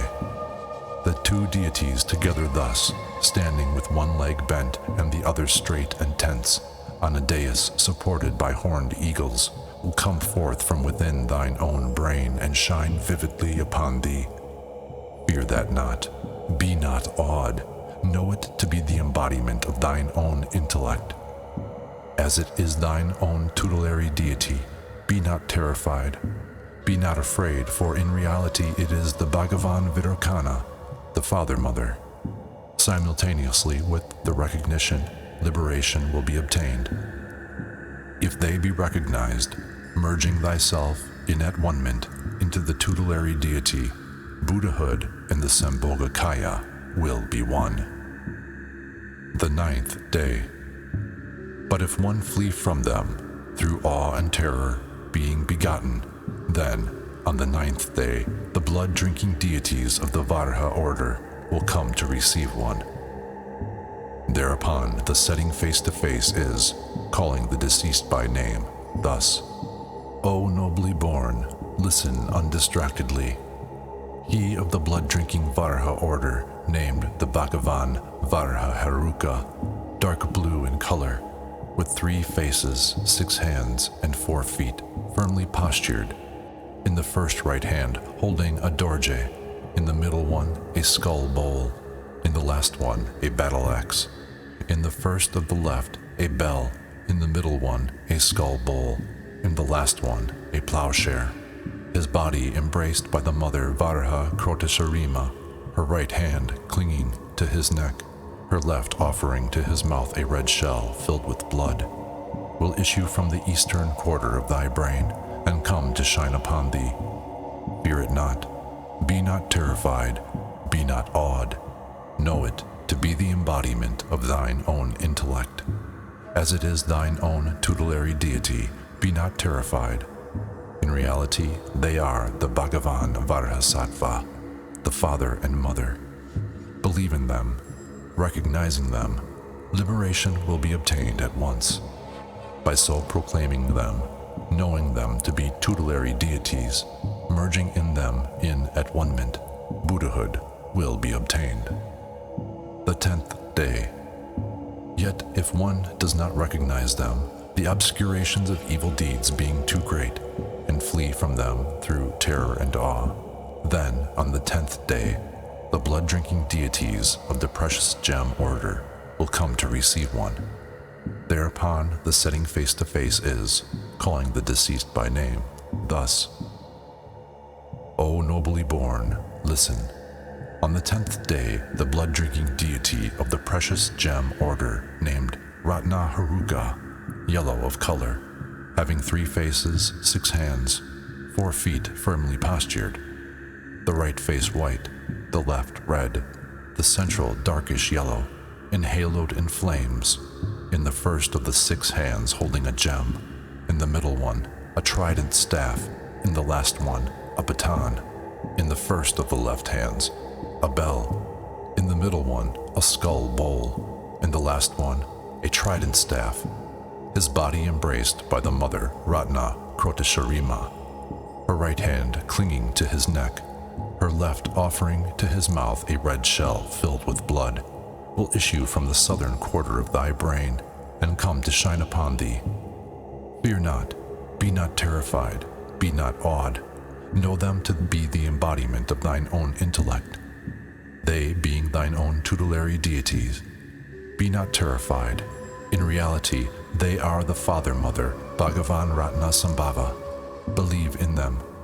Recognition of them and the obtaining of liberation will be simultaneous. The 11th day. Yet, though set face to face thus, if, through power of evil propensities, terror and awe being produced, not recognizing them to be tutelary deities, one flee from them, then, on the 11th day, the blood-drinking lotus order will come to receive one. Thereupon, the setting face to face is, calling the deceased by name, thus: O nobly born, on the 11th day, the blood-drinking deity of the lotus order, called the Bhagavan Padma Haruka, of reddish-black color, having 3 faces, 6 hands, and 4 feet firmly postured, the right face white, the left blue, the central darkish red, in the first of the right of the 6 hands holding a lotus, in the middle one a trident staff, in the last a club, in the first of the left hands a bell, in the middle one a skull bowl filled with blood, in the last a small drum, his body embraced by the mother Padma Krotesharima, her right hand clinging to his neck, her left offering to his mouth a red shell filled with blood. The father and mother in union will issue from the western quarter of thy brain and come to shine upon thee. Fear not, be not terrified, be not awed. Rejoice. Recognize them to be the product of thine own intellect, as they are thine own tutelary deity. Be not afraid. In reality, they are the Father-Mother Bhagavan Amitabha. Believe in them. Concomitantly with recognition, liberation will come. Through such acknowledging, recognizing them to be tutelary deities, in at one moment thou wilt merge into them and obtain Buddhahood. The 12th day. Despite such setting face to face, being still led backwards by evil propensities, terror and awe arising, it may be that one recognize not and flee. Thereupon, on the 12th day, the blood-drinking deities of the karmic order, accompanied by the Karima, Hitamenma, and Wang Chugma, will come to receive one. Not recognizing, terror may be produced, whereupon the setting face to face is, calling the deceased by name, thus: O nobly born, on the 12th day, the blood-drinking deity of the karmic order, named Karma Herua, dark green of color, having 3 faces, 6 hands, and 4 feet firmly postured, the right face white, the left red, the middle dark green, majestic of appearance, in the first of the right of 6 hands holding a sword, in the middle one a trident staff, in the last a club, in the first of the left hands a bell, in the middle one a skull bowl, in the last a plowshare, his body embraced by the mother Karma Krotesharima, her right hand clinging to his neck, the left offering to his mouth a red shell, the father and mother in union, issuing from the northern quarter of thy brain, will come to shine upon thee. Fear that not, be not terrified, be not awed. Recognize them to be the embodiment of thine own intellect. They, being thine own tutelary deity, be not afraid. In reality, they are the Father-Mother Bhagavan Amoga Siddhi. Believe and be humble, and be fond of them. Concomitantly with recognition, liberation will come. Through such acknowledging, recognizing them to be tutelary deities, in at-one-ment thou wilt merge into them and obtain Buddhahood. Through the Guru's select teaching, one cometh to recognize them to be the thought forms issuing from one's own intellectual faculties. For instance, a person, upon recognizing a lion skin to be a lion skin, is freed from fear, for though it be only a stuffed lion skin, if one do not know it to be so actually, fear ariseth. But upon being told by some person that it is a lion skin only, one is freed from fear. Similarly here, too, when the bands of blood-drinking deities, huge of proportions, with very thick-set limbs, dawn as big as the skies, awes and terror are naturally produced in one, but as soon as the setting face-to-face is heard, one recognizeth them to be one's own tutelary deities and one's own thought forms. Then, when upon the mother clear light, which one had been accustomed to formerly, a secondary clear light, the offspring clear light, coming together like two intimate acquaintances, blend inseparably, and therefrom a self-emancipating radiance dawneth upon one. Through self-enlightenment and self-knowledge one is liberated. The 13th day. If this setting face-to-face be not obtained, good persons on the path too fall back from here and wander into the samsara. Then the 8 wrathful ones, the karimas, the hitatmenmas, having various animal heads, issue from within one's own brain and come to shine upon one's self. Thereupon the setting face-to-face is, calling the deceased by name, thus: O nobly born, listen undistractedly. On the 13th day from the eastern quarter of thy brain, the 8 karimas will emanate and come to shine upon thee. Fear that not. From the east of thy brain, the white karima, holding a human corpse as a club in the right hand, in the left holding a skull bowl filled with blood, will come to shine upon thee. Fear not. From the south, the yellow tsarima, holding a bow and arrow, ready to shoot. From the west, the red prahoma, holding a makara banner. From the north, the black pitali, holding a dorje and a blood-filled skull bowl. From the southeast, the red pukas, holding intestines in the right hand, and with the left putting them to her mouth. From the southwest, the dark green gasmari, the left hand holding a blood-filled skull bowl, with the right stirring it with a dorje, and she then drinking it with majestic relish. From the northwest, the yellowish-white sandal, tearing asunder a head from a corpse, the right hand holding a heart, the left putting the corpse to the mouth, and she then eating thereof. From the northeast, the dark blue smasha, tearing asunder a head from a corpse and eating thereof. These, the 8 karimas of the abodes, or 8 directions, also come to shine upon thee, surrounding the 5 blood-drinking fathers. Yet be not afraid. O nobly born, from the circle outside of them, the 8 hitamenmas of the 8 regions of the brain will come to shine upon thee. From the east, the dark brown lion-headed one, the hands crossed on the breast, and in the mouth holding a corpse and shaking the mane. From the south, the red tiger-headed one, the hands crossed downwards, grinning and showing the fangs, and looking on with protruding eyes. From the west, the black fox-headed one, the right hand holding a shaving knife, the left holding an intestine, and she eating and licking the blood therefrom. From the north, the dark blue wolf-headed one, the two hands tearing open a corpse and looking on with protruding eyes. From the southeast, the yellowish-white vulture-headed one, bearing a gigantic human-shaped corpse on the shoulder and holding a skeleton in the hand. From the southwest, the dark red cemetery bird-headed one, carrying a gigantic corpse on the shoulder. From the northwest, the black crow-headed one, the left hand holding a skull bowl, the right holding a sword, and she eating heart and lungs. From the northeast, the dark blue owl-headed one, holding a dorje in the right hand and holding a skull bowl in the left and eating.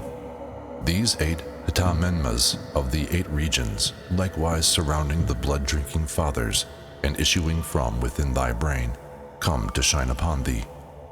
Fear that not. Know them to be the thought forms of thine own intellectual faculties. The 14th day. O nobly born, on the 14th day, the 4 female doorkeepers, also issuing from within thine own brain, will come to shine upon thee. Again, recognize. From the east quarter of thy brain will come to shine the white tiger-headed, goad-holding goddess, bearing a blood-filled skull bowl in her left hand. From the south, the yellow sow-headed, noose-holding goddess. From the west, the red lion-headed, iron chain-holding goddess. And from the north, the green serpent-headed, bell-holding goddess. Thus issue the 4 female doorkeepers, also from within thine own brain, and come to shine upon thee as tutelary deities. Recognize them. O nobly born, on the outer circle of these 30 wrathful deities, Harukas, the 28 various-headed, mighty goddesses, bearing various weapons, issuing from within thine own brain, will come to shine upon thee. Fear that not. Recognize whatever shineth to be the thought forms of thine own intellectual faculties. At this vitally important time, recollect the select teachings of the Guru. O nobly born, there will dawn from the east the dark brown yak-headed Rakshasa goddess holding a dorje and a skull, and the reddish yellow serpent-headed Brahma goddess holding a lotus in her hand, and the greenish black leopard-headed great goddess holding a trident in her hand, and the blue monkey-headed goddess of inquisitiveness holding a wheel, and the red snow-bear-headed virgin goddess bearing a short spear in the hand, and the white bear-headed Indra goddess holding an intestine noose in the hand. These, the 6 yoginis of the east issuing from within the eastern quarter of thine own brain, will come to shine upon thee. Fear that not. O nobly born, from the south will dawn the yellow bat-headed delight goddess, holding a shaving knife in the hand, and the red Makara-headed peaceful goddess, holding an urn in the hand, and the red scorpion-headed Amrita goddess, holding a lotus in the hand, and the white kite-headed moon goddess, holding a dorje in the hand, and the dark green fox-headed baton goddess, flourishing a club in the hand, and the yellowish black tiger-headed Rakshasi holding a blood-filled skull bowl in the hand. These, the 6 yoginis of the south, issuing from within the southern quarter of thine own brain, will come to shine upon thee. Fear that not. O nobly born, from the west will dawn the greenish-black vulture-headed eater goddess, holding a baton in the hand, and the red horse-headed delight goddess, holding a huge trunk of a corpse, and the white eagle-headed mighty goddess, holding a club in the hand, and the yellow dog-headed Rakshasi, holding a dorje in the hand, and a shaving knife, and cutting with this, and the red hoop-hoo-headed desire goddess, holding a bow and arrow in the hand aimed, and the green stag-headed wealth guardian goddess, holding an urn in the hand. These, the 6 yoginis of the west, issuing from within the western quarter of thine own brain, will come to shine upon thee. Fear that not. O nobly born, from the north will dawn the blue wolf-headed wind goddess, waving a pennant in the hand, and the red ibex-headed woman goddess, holding a pointed stake in the hand, and the black sow-headed sow goddess, holding a noose of fangs in the hand, and the red crow-headed thunderbolt goddess, holding an infant corpse in the hand, and the greenish-black elephant-headed big-nosed goddess, holding in the hand a big corpse and drinking blood from a skull, and the blue serpent-headed water goddess, holding in the hand a serpent noose. These, the 6 yoginis of the north, issuing from within the northern quarter of thine own brain, will come to shine upon thee. Fear that not. O nobly born, the 4 yoginis of the door, issuing from within the brain, will come to shine upon thee. From the east, the black cuckoo-headed mystic goddess, holding an iron hook in the hand. From the south, the yellow goat-headed mystic goddess, holding a noose in the hand. From the west, the red lion-headed mystic goddess, holding an iron chain in the hand. And from the north, the greenish-black serpent-headed mystic goddess. These, the 4 doorkeeping yoginis, issuing from within the brain, will come to shine upon thee. Since these 28 mighty goddesses emanate from the bodily powers of Ratnasambhava, he of the 6 Haruka deities recognized them. O nobly born, the peaceful deities emanate from the voidness of the Dharmakaya. Recognize them. From the radiance of the Dharmakaya emanate the wrathful deities. Recognize them. At this time, when the 58 blood-drinking deities emanating from thine own brain come to shine upon thee, if thou knowest them to be the radiances of thine own intellect, thou wilt merge in the state of at-one-ment into the body of the blood-drinking ones, there and then, and obtain Buddhahood. O nobly born, by not recognizing now, and by fleeing from the deities out of fear, again sufferings will come to overpower thee. If this be not known, fear being begotten of the blood-drinking deities, one is awed and terrified, and fainteth away. One's own thought forms turn into illusory appearances, and one wandereth into the samsara. If one be not awed and terrified, one will not wander into the samsara. Furthermore, the bodies of the largest of the peaceful and wrathful deities are equal in vastness to the limits of the heavens, the intermediate as big as Mount Meru, the smallest equal to 18 bodies, such as thine own body, set one upon another. Be not terrified at that. Be not awed. If all existing phenomena shining forth as divine shapes and radiances be recognized to be the emanations of one's own intellect, Buddhahood will be obtained at that very instant of recognition. The saying, Buddhahood will be obtained in a moment of time, is that which applieth now. Bearing this in mind, one will obtain Buddhahood by merging in at-one-ment into radiances and the kayas. O nobly born, whatever fearful and terrifying visions thou mayest see, recognize them to be thine own thought forms. O nobly born, if thou recognize not and be frightened, then all the peaceful deities will shine forth in the shape of Mahakala, and the wrathful deities will shine forth in the form of Dharma Raja, the Lord of Death, and thine own thought forms becoming illusions, or maras, thou wilt wander into the samsara. O nobly born, if one recognize not one's own thought forms, however learned one may be in the scriptures, both sutras and tantras, although practicing religion for a kalpa, one obtaineth not Buddhahood. If one recognize one's own thought forms, by one important art and by one word, Buddhahood is obtained. If one's thought forms be not recognized as soon as one dieth, the shapes of Dharma Raja, the Lord of Death, will shine forth on the Chonyid Bardo, the largest of the bodies of the Dharma Raja, the Lord of Death, equaling the heavens in vastness, the intermediate Mount Meru, the smallest 18 times one's own body, will come filling the world systems. They will come having their upper teeth biting the nether lip, their eyes glassy, their hairs tied up on the top of the head, big-bellied, narrow-waisted, holding a karmic record board in the hand, giving utterance from their mouth to sounds of strike, slay, licking human brain, drinking blood, tearing heads from corpses, tearing out the hearts. Thus will they come, filling the worlds. O nobly born, when such thought forms emanate, be thou not afraid, nor terrified.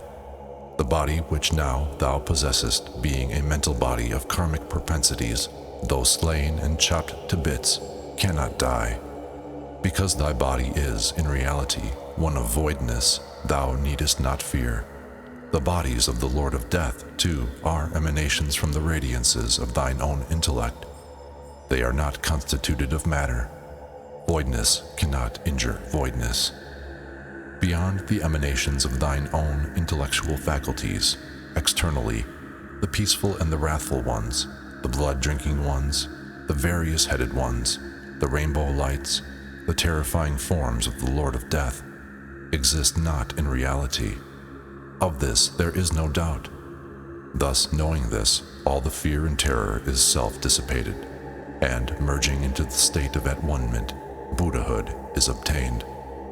If thou recognizest in that manner, exerting thy faith and affection towards the tutelary deities and believing that they have come to receive thee amidst the ambuscades of the Bardo, think, I take refuge in them, and remember the precious Trinity, exerting towards them the Trinity fondness and faith.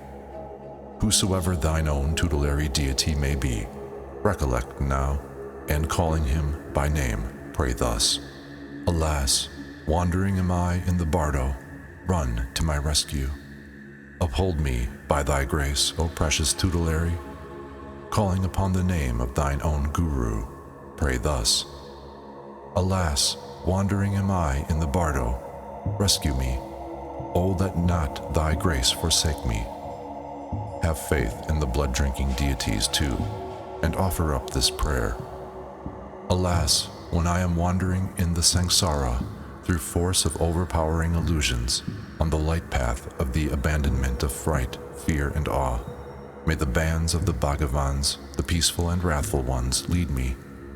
May the bands of the wrathful goddess rich in space be my rearguard, and save me from the fearful ambuscades of the Bardo, and place me in the state of the perfectly enlightened Buddhas.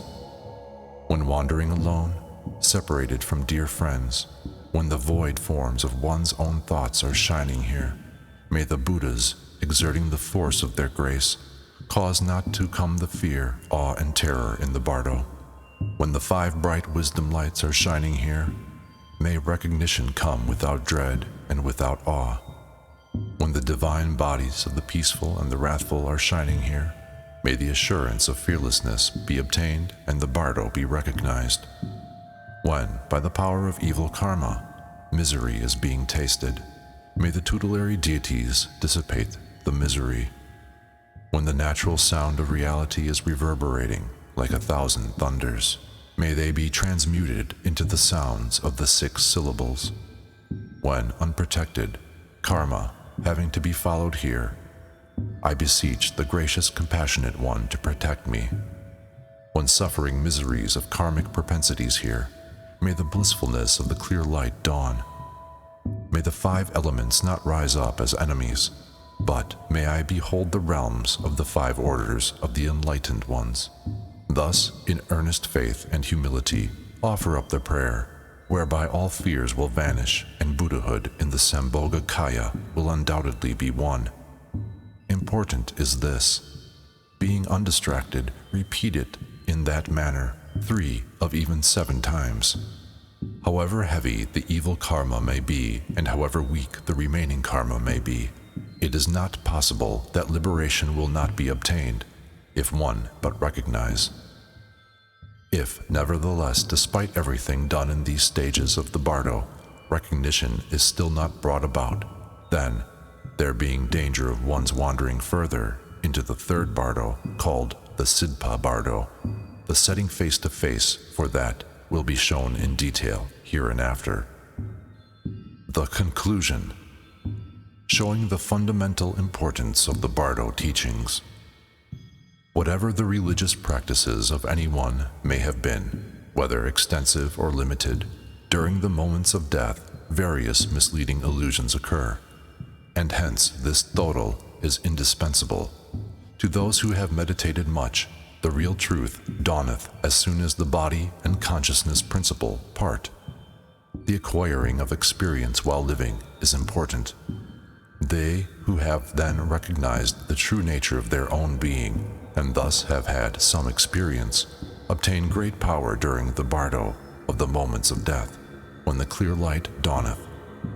Again, the meditation on the deities of the mystic path of the mantra, both in the visualizing and the perfecting stages while living, will be of great influence when the peaceful and wrathful visions dawn on the Chonyid Bardo.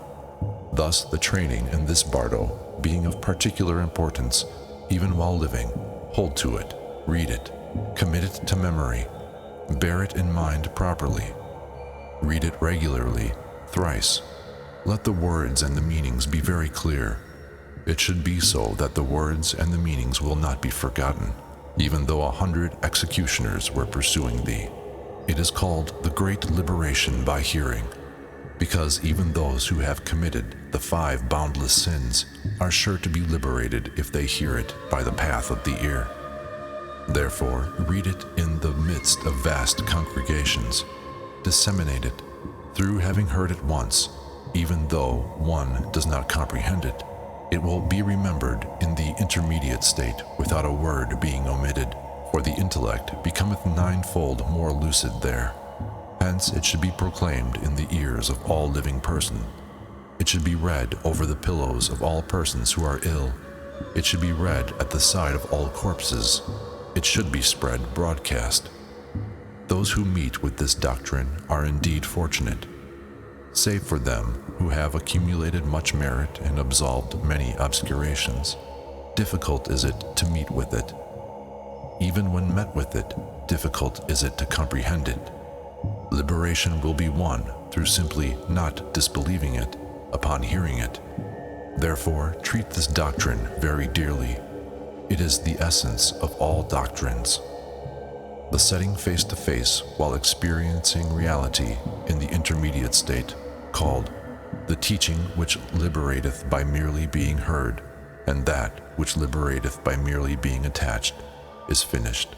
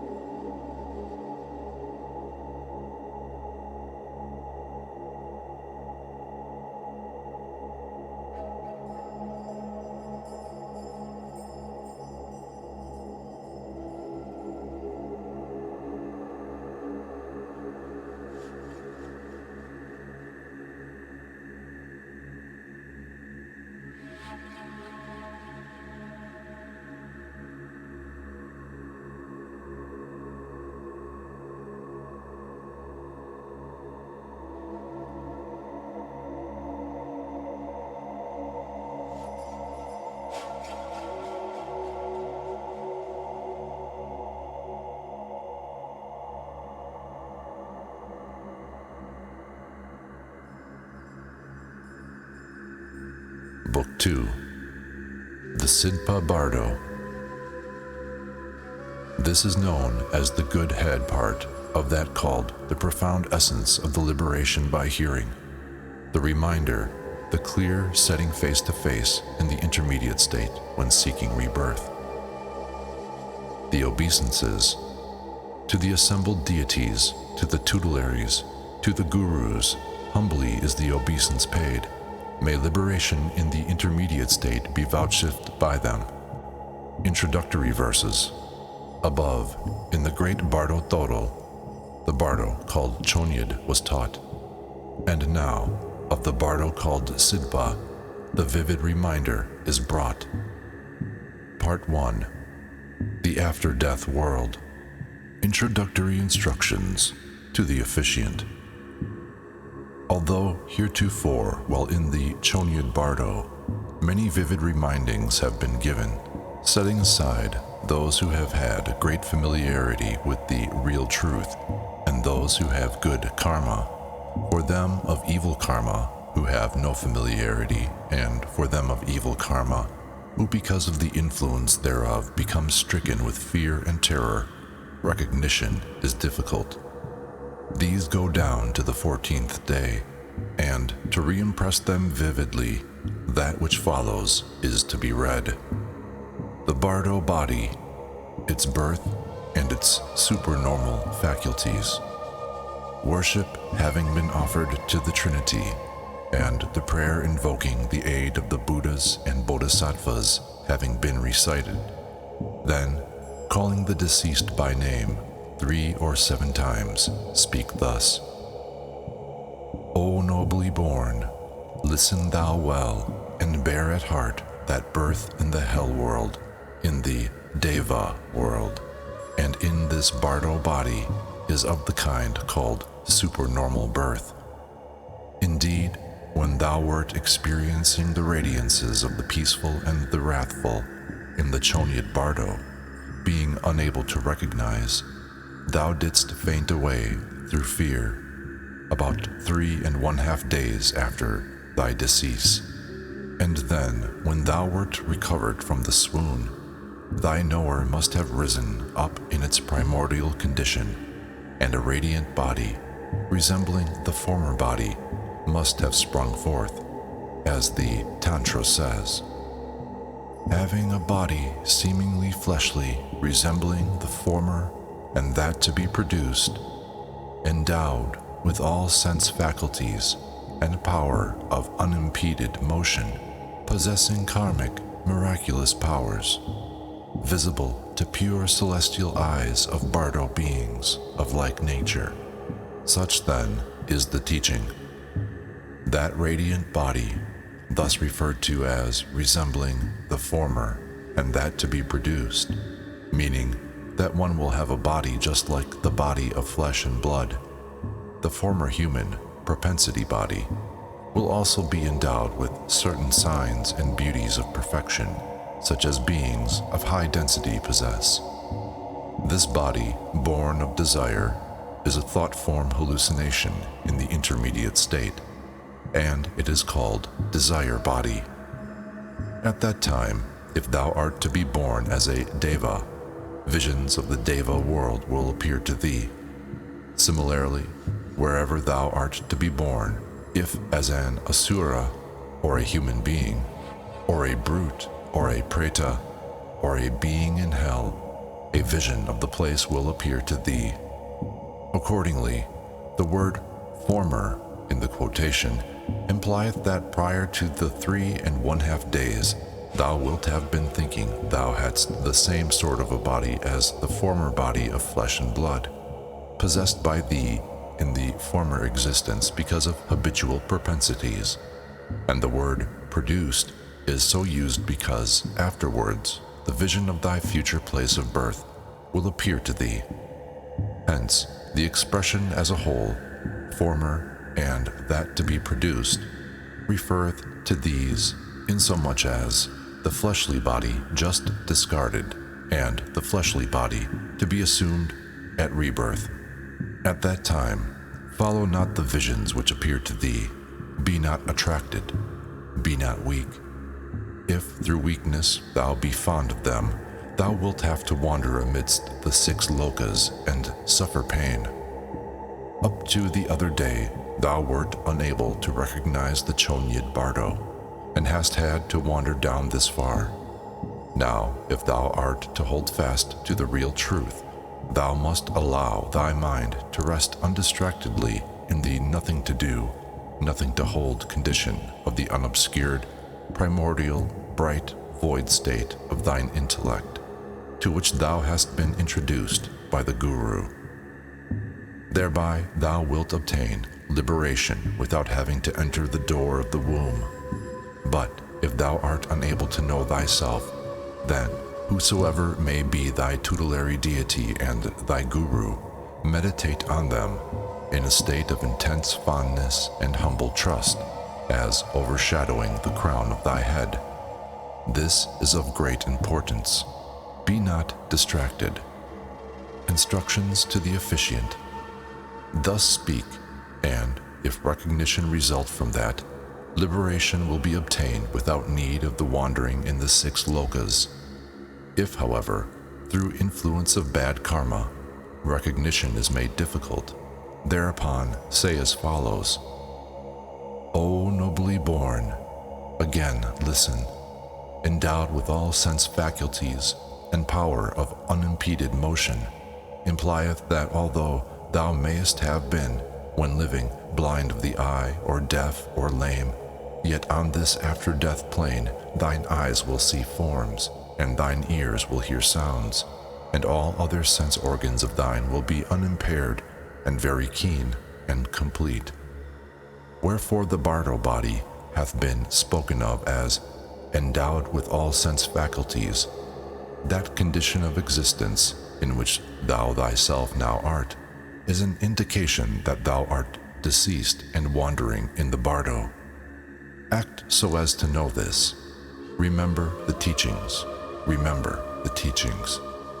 O nobly born, unimpeded motion implieth that thy present body, being a desire body, thine intellect having been separated from its seat, is not a body of gross matter, so that now thou hast the power to go right through any rock masses, hills, boulders, earth, houses, and Mount Meru itself without being impeded.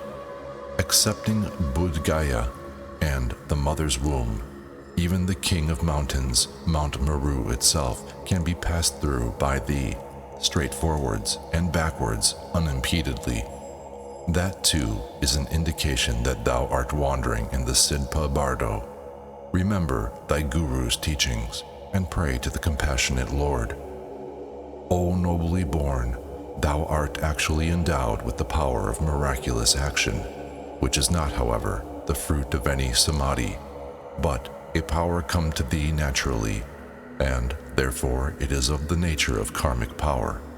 Thou art able in a moment to traverse the 4 continents round about Mount Meru, or thou canst instantaneously arrive in whatever place thou wishest. Thou hast the power of reaching there within the time which a man taketh to bend, or to stretch forth his hand. These various powers of illusion and of shape-shifting, desire not. Desire not. None is there of such powers which thou mayest desire, which thou canst not exhibit. The ability to exercise them unimpededly existeth in thee now. Know this, and pray to the Guru. O nobly born, visible to pure celestial eyes of like nature, implieth that those beings of like nature, being those of similar constitution or level of knowledge in the intermediate state, will individually see each other. For example, those beings who are destined to be born amongst devas will see each other, and so on. Dote not on them, seen by thee, but meditate upon the compassionate one. Visible to pure celestial eyes also implieth that the devas, being born pure in virtue of merit, are visible to the pure celestial eyes of those who practice dhyana. These will not see them at all times. When mentally concentrated upon them, they see them. When not, they see them not. Sometimes, even when practicing dhyana, they are liable to become distracted and not see them. Characteristics of existence in the intermediate state. O nobly born, The possessor of that sort of body will see places familiarly known on the earth plane and relatives there as one seeth another in dreams. Thou seest thy relatives and connections and speakest to them, but receivest no reply. Then, seeing them and thy family weeping, thou thinkest, I am dead, what shall I do? And feelest great misery, just like a fish cast out of water on red-hot embers. Such misery thou wilt be experiencing at present, but feeling miserable will avail thee nothing now. If thou hast a divine guru, pray to him, pray to the tutelary deity, the compassionate one, even though thou feelest attachment for thy relatives and connections, it will do thee no good. So be not attached. Pray to the compassionate Lord. Thou shalt have naught or sorrow, or of terror, or of awe. O nobly born, when thou art driven hither and thither by the ever-moving wind of karma, thine intellect, having no object upon which to rest, will be like a feather tossed about by the wind, riding on the horse of breath. Ceaselessly and involuntarily wilt thou be wandering about. To all those who are weeping, thou wilt say, Here I am, weep not. But they, not hearing thee, thou wilt think, I am dead. And again, at that time, thou wilt be feeling very miserable. Be not miserable in that way. There will be a gray twilight-like light, both by night and by day, and at all times. In that kind of intermediate state thou wilt be either for 1, 2, 3, 4, 5, 6, or 7 weeks until the 49th day. It hath been said that ordinarily the miseries of the Sidpa Bardo are experienced for about 22 days, but because of the determining influence of karma, a fixed period is not assured. O nobly born, at about that time, the fierce wind of karma, terrific and hard to endure, will drive thee onwards, from behind in dreadful gusts. Fear it not. That is thine own illusion. Thick, awesome darkness will appear in front of thee continually, from the midst of which there will come such terror-producing utterances as strike, slay, and similar threats. Fear these not. In other cases, of persons of much evil karma, karmically produced flesh-eating rakshasas, or demons, bearing various weapons will utter, strike, slay, and so on, making a frightful tumult. They will come upon one as if competing amongst themselves as to which of them should get a hold of one. Apparitional illusions, too, of being pursued by various terrible beasts of prey will dawn. Snow, rain, darkness, fierce blasts of wind, and hallucinations of being pursued by many people likewise will come, and sounds as of mountains crumbling down, and of angry, overflowing seas, and of the roaring of fire, and of fierce winds springing up.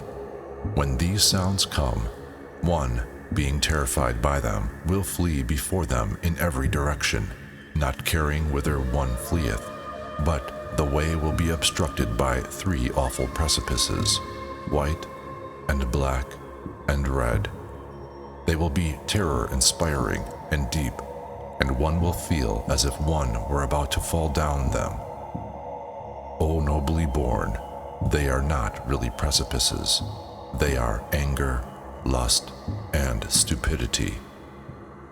Know at that time that it is the Sidpa Bardo in which thou art.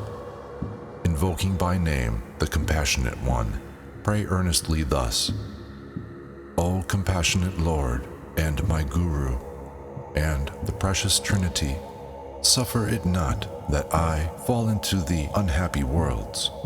Act so as to forget this not. Others who have accumulated merit and devoted themselves sincerely to religion will experience various delightful pleasures and happiness and ease in full measure. But that class of neutral beings who have neither earned merit nor created bad karma will experience neither pleasure nor pain, but a sort of colorless stupidity of indifference. O nobly born, whatever cometh in that manner, whatever delightful pleasures thou mayest experience, be not attracted by them, dote not on them. Think, may the Guru and the Trinity be worshipped with these merit-given delights. Abandon all dotings and hankerings. Even though thou dost not experience pleasure or pain, but only indifference, keep thine intellect in the undistracted state of the meditation upon the great symbol, without thinking that thou art meditating. This is of vast importance. O nobly born, at that time, at bridgeheads, in temples, by stupas of 8 kinds, thou wilt rest a little while, but thou wilt not be able to remain there very long, for thine intellect hath been separated from thine earth-plane body. Because of this inability to loiter, thou oft times wilt feel perturbed and vexed and panic-stricken. At times thy knower will be dim, at times fleeting and incoherent. Thereupon this thought will occur to thee: alas, I am dead, what shall I do? And because of such thoughts the knower will become saddened and the heart chilled, and thou wilt experience infinite misery of sorrow, since thou canst not rest in any one place and feel impelled to go on. Think not of various things, but allow the intellect to abide in its own unmodified state. As to food, only that which hath been dedicated to thee can be partaken of by thee, and no other food. As to friends at this time, there will be no certainty. These are the instructions of the wandering about on the Sidpa Bardo of the mental body. At the time, happiness and misery will depend upon karma. Thou wilt see thine own home, the attendants, relatives, and the corpse, and think, now I am dead, what shall I do? And being oppressed with intense sorrow, the thought will occur to thee, oh, what would I not give to possess a body? And so thinking, thou wilt be wandering hither and thither seeking a body, even though thou couldst enter thy body 9 times over, owing it to the long interval which thou hast passed in the Chonyid Bardo. It will have been frozen if in winter, been decomposed if in summer, or otherwise thy relatives will have cremated it, or interred it, or thrown it into the water, or given it to the birds and beasts of prey. Wherefore, finding no place for thyself to enter into, thou wilt be dissatisfied, and have the sensation of being squeezed into cracks and crevices amidst rocks and boulders. The experiencing of this sort of misery occurs in the intermediate state, when seeking rebirth. Even though thou seekest a body, thou wilt gain nothing but trouble.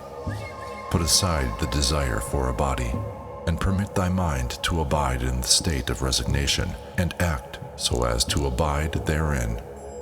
By thus being set face to face, one obtaineth liberation from the Bardo. The Judgment. Instructions to the officiant. Yet again, it may be possible that because of the influence of bad karma, one will not recognize even thus. Therefore, call the deceased by name and speak as follows. O nobly born, listen, that thou art suffering, so cometh from thine own karma. It is not due to anyone else's. It is by thine own karma. Accordingly, pray earnestly to the precious Trinity, that will protect thee. If thou neither prayest nor knowest how to meditate upon the great symbol, nor upon any tutelary deity, the good genius who was born simultaneously with thee will come now and count out thy good deeds with white pebbles, and the evil genius who was born simultaneously with thee will come and count out thy evil deeds with black pebbles. Thereupon thou wilt be greatly frightened, awed, and terrified, and wilt tremble, and thou wilt attempt to tell lies, saying, I have not committed any evil deed. Then the Lord of Death will say, I will consult the the mirror of karma. So saying, he will look in the mirror, wherein every good and evil act is vividly reflected. Lying will be of no avail. Then, when one of the executive furies of the Lord of Death will place around thy neck a rope and drag thee along, he will cut off thy head, extract thy heart, pull out thy intestines, lick up thy brain, drink thy blood, eat thy flesh, and gnaw thy bones. But thou wilt be incapable of dying. Although the body be hacked to pieces, it will revive again. The repeated hacking will cause intense pain and torture, even at the time that the pebbles are being counted out. Be not frightened nor terrified. Tell no lies and fear not the Lord of Death. Thy body, being a mental body, is incapable of dying, even though beheaded and quartered. In reality, thy body is of the nature of voidness. Thou needst not be afraid. The lords of death are thine own hallucinations. Thy desire body is a body of propensities and void. Voidness cannot injure voidness. The qualityless cannot injure the qualityless. Apart from one's own hallucinations, in reality, there are no such things existing outside of oneself as Lord of Death, or God, or demon, or the bull-headed spirit of death. Act so as to recognize this. At this time, act so as to recognize that thou art in the Bardo. Meditate upon the samadhi of the great symbol. If thou dost not know how to meditate, then merely analyze with care the real nature of that which is frightening thee. In reality, it is not formed into anything, but is a voidness, which is the Dharmakaya.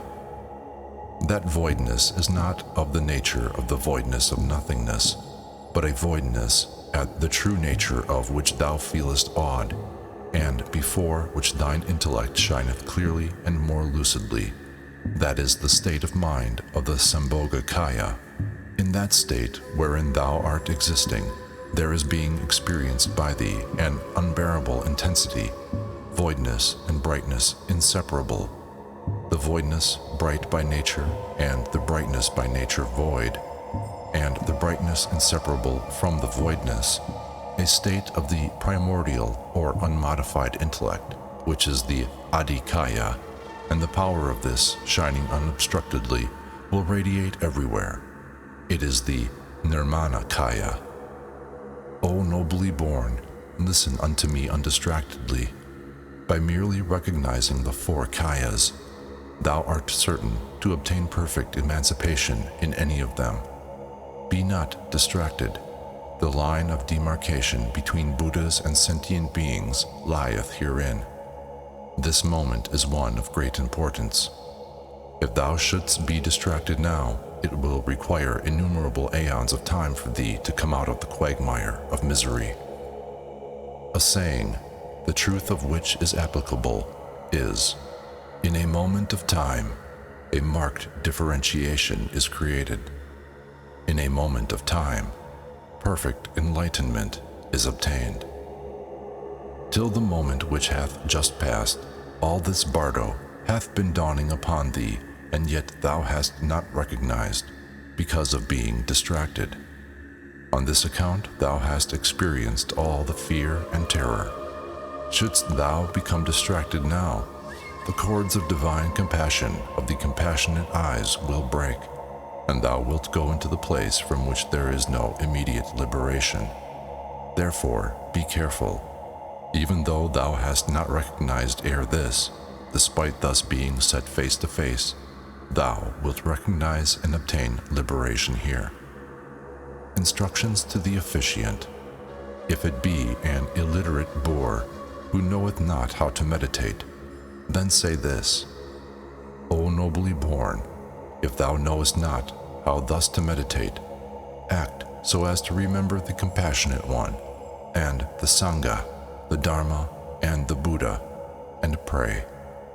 Think of all these fears and terrifying apparitions as being thine own tutelary deity, or as the Compassionate One. Bring to thy recollection the mystic name that hath been given thee at the time of thy sacred initiation, when thou wert a human being, and the name of thy guru, and tell them to the righteous king of the lords of death. Even though thou fallest down precipices, thou wilt not be hurt. Avoid awe and terror. The all-determining influence of thought. Instructions to the officiant. Say that, for by such setting face to face, despite the previous non-liberation, liberation ought surely to be obtained here. Possible, however, liberation may not be obtained even after that setting face to face, an earnest and continued application being essential. Again, calling the deceased by name, speak as follows. O nobly born, thy immediate experiences will be of momentary joys, followed by momentary sorrows of great intensity, like the taut and relaxed mechanical actions of catapults. Be not in the least attached to the joys, nor displeased by the sorrows of that. If thou art to be born on a higher plane, the vision of that higher plane will be dawning upon thee. Thy living relatives may, by way of dedication for the benefit of the deceased, be sacrificing many animals and performing religious ceremonies and giving alms. Thou, because of thy vision not being purified, mayest be inclined to grow very angry at their actions and bring about, at this moment, thy birth in hell. Whatever those left behind thee may be doing, act thou so that no angry thought can arise in thee, and meditate upon love for them. Furthermore, even if thou feelest attached to the worldly goods thou hast left behind, or because of seeing such worldly goods of thine in the possession of other people and being enjoyed by them, thou shouldst feel attached to them through weakness, or feel angry with thy successors, that feeling will affect the psychological moment in such a way that even though thou wert destined to be born on higher and happier planes, thou wilt be obliged to be born in hell, or in the world of pretas, or unhappy ghosts. On the other hand, even if thou art attached to worldly goods left behind, thou wilt not be able to possess them, and they will be of no use to thee. Therefore, abandon weakness and attachment for them. Cast them away wholly. Renounce them from thy heart. No matter who may be enjoying thy worldly goods, have no feeling of miserliness, but be prepared to renounce them willingly.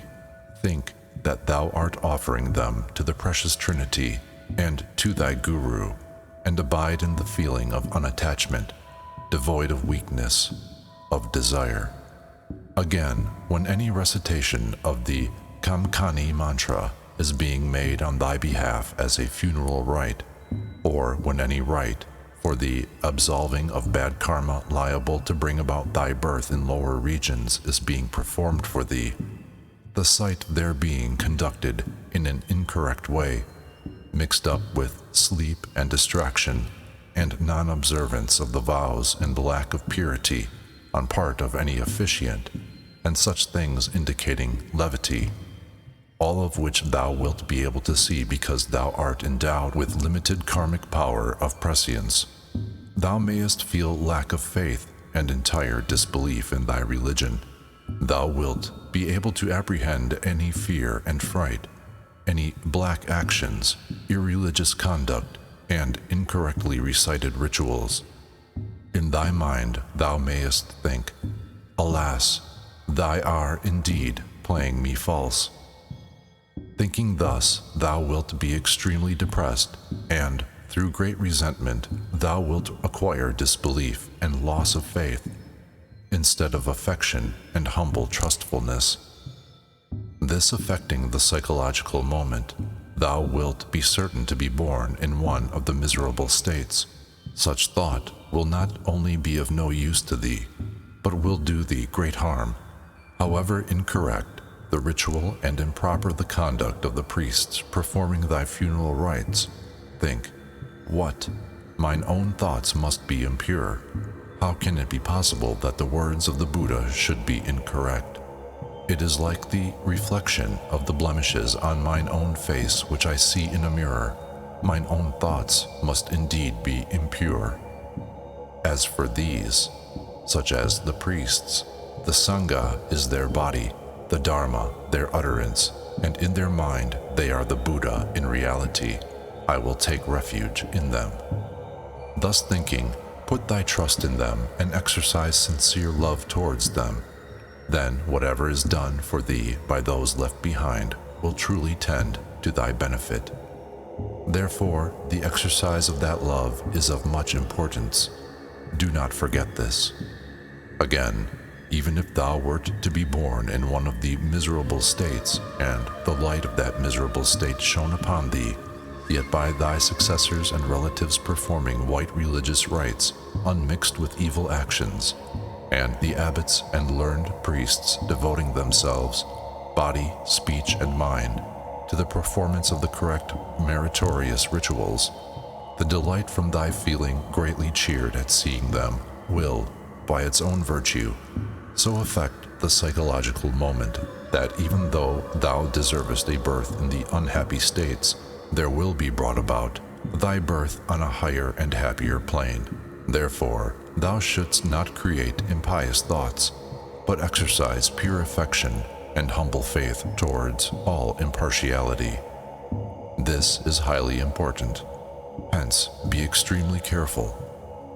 O nobly born, to sum up, thy present intellect in the intermediate state, having no firm object whereon to depend, being of little weight and continuously in motion, whatever thought occur to thee now, be it pious or impious, will wield great power. Therefore think not in thy mind of impious things, but recall any devotional exercises. Or, if thou wert unaccustomed to any such exercises, show forth pure affection and humble faith. Pray to the Compassionate One, or to thy tutelary deities, with full resolve. Utter this prayer. Alas, while wandering alone, separated from loving friends, when the vacuous, reflected boy of mine own mental ideas dawneth upon me, may the Buddhas, vouchsafing their power of compassion, grant that there shall be no fear, awe, or terror in the Bardo. When experiencing miseries through the power of evil karma, may the tutelary deities dispel the miseries. When the thousand thunders of the sound of reality reverberate, may they all be sounds of the 6 syllables. When karma follows, without there being any protector, may the Compassionate One protect me, I pray. When experiencing the sorrows of karmic propensities here, may the radiance of the happy clear light of samadhi shine upon me. Earnest prayer in this form will be sure to guide thee along. Thou mayest rest assured that thou wilt not be deceived. Of great importance is this. Through that being recited, again recollection cometh, and recognition and liberation will be achieved. The dawning of the lights of the 6 lokas. Instructions to the officiant. Yet, though this instruction be so oft repeated, if recognition be difficult because of the influence of evil karma, much benefit will come from repeating these settings face to face many times over. Once more, then, call the deceased by name and speak as follows. O nobly born, if thou hast been unable to apprehend the above, henceforth the body of the past life will become more and more dim, and the body of the future life will become more and more clear. Saddened at this, thou wilt think, O what misery I am undergoing. Now whatever body I am to get, I shall go and seek it. So thinking, thou wilt be going hither and thither, ceaselessly and distractedly. Then there will shine upon thee the lights of the 6 samsaric lokas, the light that place wherein thou art to be born, through power of karma, will shine most prominently. O nobly born, listen. If thou desirest to know what those 6 lights are, there will shine upon thee a dull white light from the Deva world, a dull green light from the Asura world, a dull yellow light from the human world, a dull blue light from the brute world, a dull red light from the Preta world, and a smoke-colored light from the hell world. At that time, by the power of karma, thine own body will partake of the color of the light of the place wherein thou art to be born. O nobly born, the special art of these teachings is especially important at this moment. Whichever light shineth upon thee now, meditate upon it as being the compassionate one. From whatever place the light cometh, consider that place to be or to exist in the compassionate one. This is an exceedingly profound art. It will prevent birth. Or whosoever thy tutelary deity may be, meditate upon the form for much time, as being apparent yet non-existent in reality, like a form produced by a magician. That is called the pure illusory form. Then let the visualization of the tutelary deity melt away from the extremities, till nothing at all remaineth visible of it, and put thyself in the state of the clearness and the voidness, which thou canst not conceive as something, and abide in that state for a little while. Again, meditate upon the tutelary deity. Again, meditate upon the clear light. Do this alternately. Afterwards, allow thine own intellect also to melt away gradually, beginning from the extremities. Wherever the ether pervadeth, consciousness pervadeth. Wherever consciousness pervadeth, the Dharmakaya pervadeth. Abide tranquilly in the uncreated state of the Dharmakaya. In that state, birth will be obstructed and perfect enlightenment gained. Part 2. The process of rebirth, the closing of the door of the womb. Instructions to the officiant. Again, if through great weakness in devotions and lack of familiarity one be not able to understand, illusion may overcome one, and one will wander to the doors of wombs. The instruction for the closing of the womb doors becometh very important. Call the deceased by name, and say thus: O nobly born, if thou hast not understood the above at this moment, through the influence of karma, thou wilt have the impression that thou art either ascending or moving along on a level, or going downwards. Thereupon, meditate upon the compassionate one.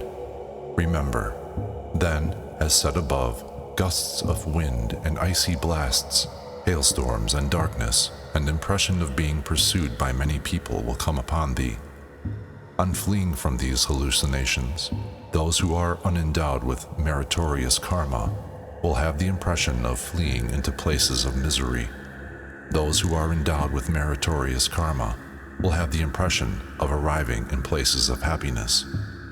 Thereupon, O nobly born, in whatever continent or place thou art to be born, the signs of that birthplace will shine upon thee then. For this moment there are several vital profound teachings. Listen undistractedly. Even though thou hast not apprehended by the above settings face to face, here thou wilt, because even those who are very weak in devotions will recognize the signs. Therefore, listen. Instructions to the officiant. Now it is very important to employ the methods of closing the womb door. Wherefore it is necessary to exercise the utmost care.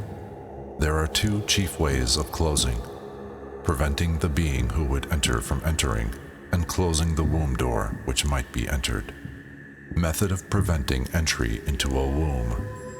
The instructions for preventing the being from entering are thus: O nobly born, whosoever may have been thy tutelary deity, tranquility meditate upon him, as upon the reflection of the moon in water, apparent yet non-existent as a moon, like a magically produced illusion.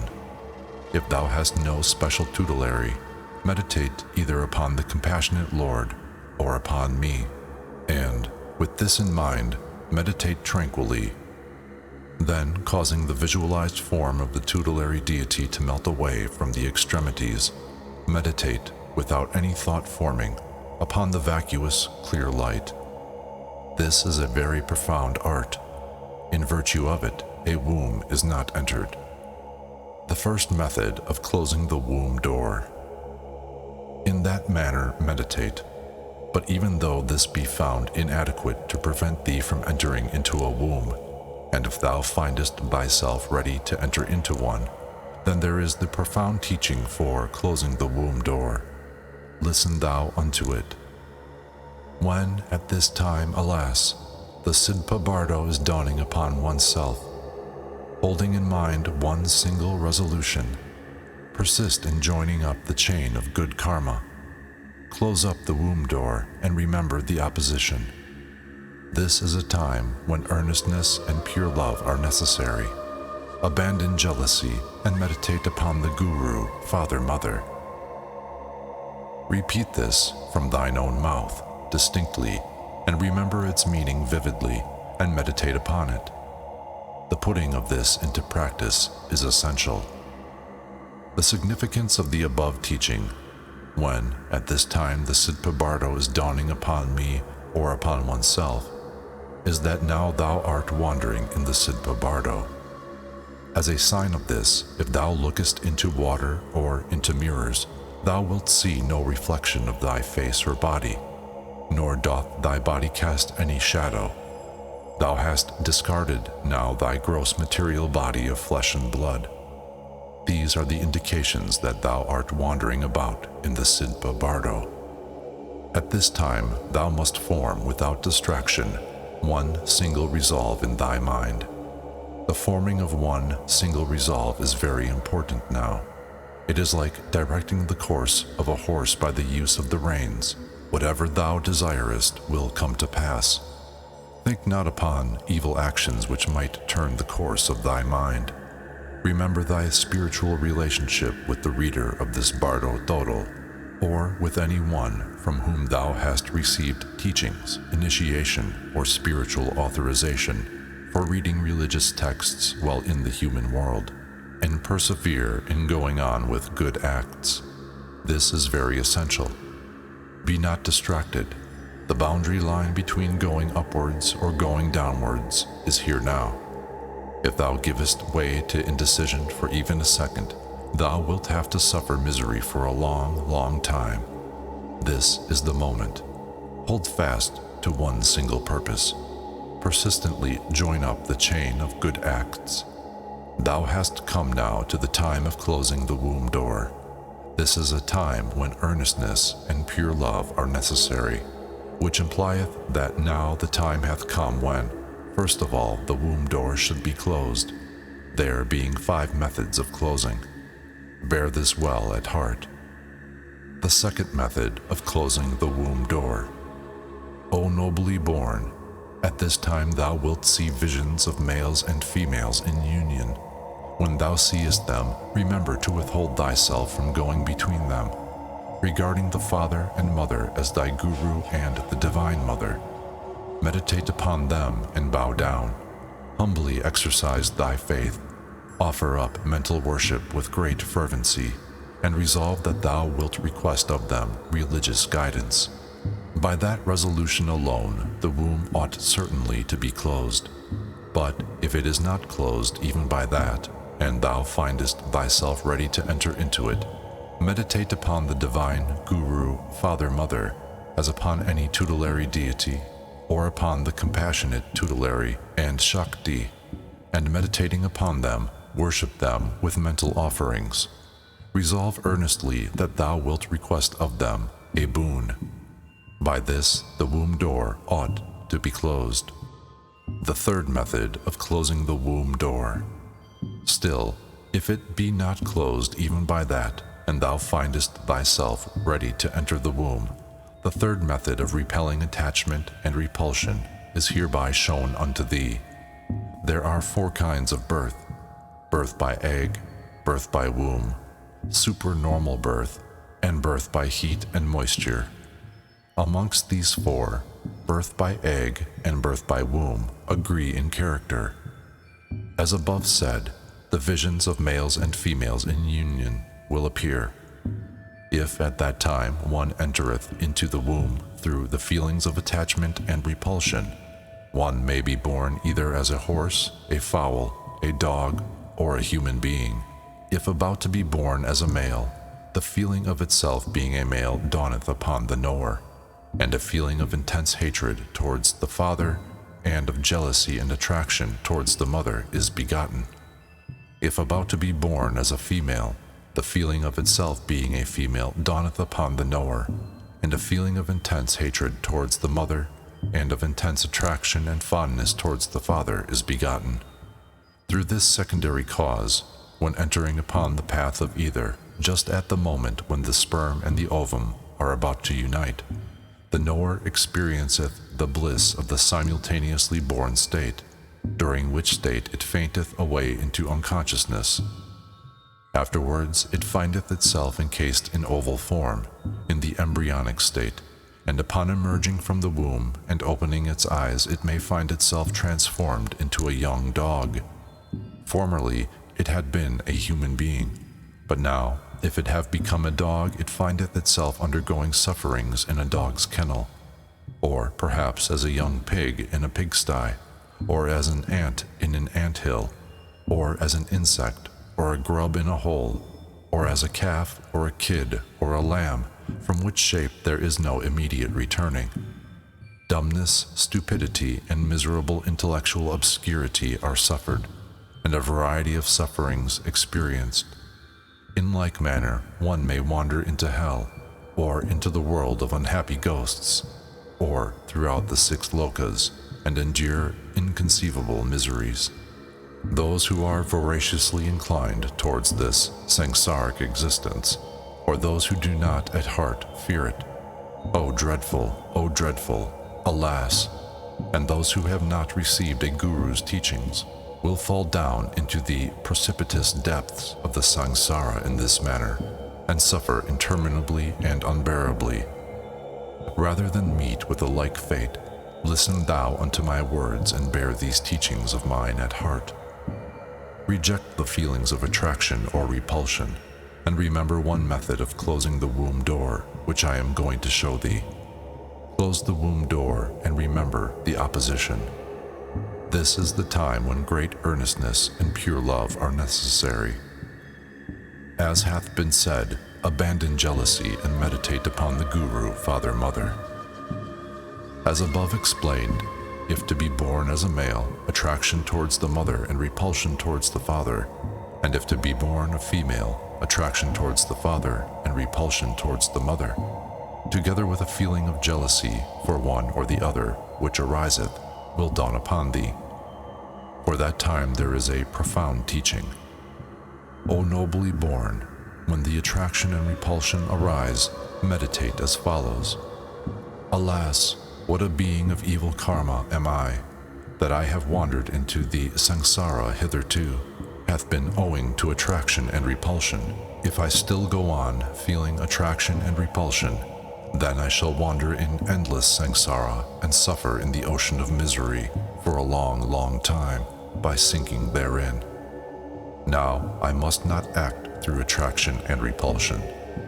Alas for me, henceforth I will never act through attraction and repulsion. Meditating thus, resolve firmly that thou wilt hold on to that resolution. It hath been said in the tantras, the door of the womb will be closed up by that alone. O nobly born, be not distracted. Hold thy mind one-pointedly upon that resolution. The 4th method of closing the womb door. Again, even if that doth not close the womb, and one findeth oneself ready to enter the womb, then by means of the teaching called the untrue and the illusory, the womb should be closed. That is to be meditated as follows. O the pair, the father and the mother, the black rain, the storm blasts, the clashing sounds, the terrifying apparitions, and all the phenomena are, in their true nature, illusions. However they may appear, no truth is there in them. All substances are unreal and false. Like dreams and like apparitions are they. They are non-permanent. They have no fixity. What advantage is there in being attached to them? What advantage is there in having fear and terror of them? It is the seeing of the non-existent as the existent. All these are hallucinations of one's own mind. The illusory mind itself doth not exist from eternity. Therefore, where should these external phenomena exist? I, by not having understood these things in that way hitherto, have held the non-existent to be the existent, the unreal to be the real, the illusory to be the actual, and have wandered into the samsara so long. And even now, if I do not recognize them to be illusions, then, wandering in the samsara for long ages, I shall be certain to fall into the morass of various miseries. Indeed, all these are like dreams, like hallucinations, like echoes, like the cities of the odor eaters, like mirage, like mirrored forms, like phantasmagoria, like the moon seen in water, not real even for a moment. In truth, they are unreal. They are false.